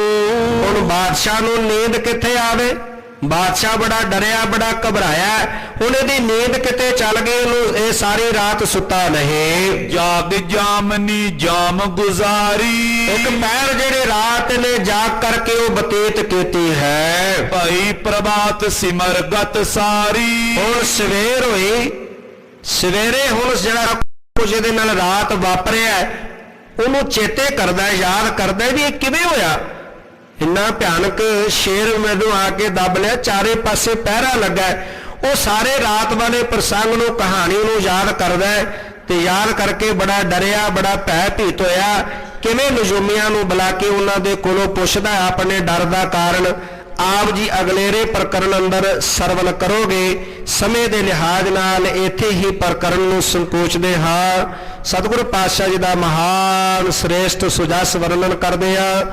ਹੋਈਆਂ ਬੇਅੰਤ ਭੁੱਲਾਂ ਦੀ ਖਿਮਾ ਕਰਨੀ ਗੁਰੂ ਪਾਤਸ਼ਾਹ ਗੁਰੂ ਕੀ ਸੰਗਤ ਬਖਸ਼ਣਯੋਗ ਹੈ। ਭੁੱਲਾਂ ਨਾ ਚਿਤਾਰਨੀਆਂ ਸੀਸ ਬਖਸ਼ਣੀ ਸਤਿਗੁਰੂ ਪਾਤਸ਼ਾਹ ਅੱਗੇ ਲਈ ਸੁਮਤ ਪ੍ਰਦਾਨ ਕਰਨ।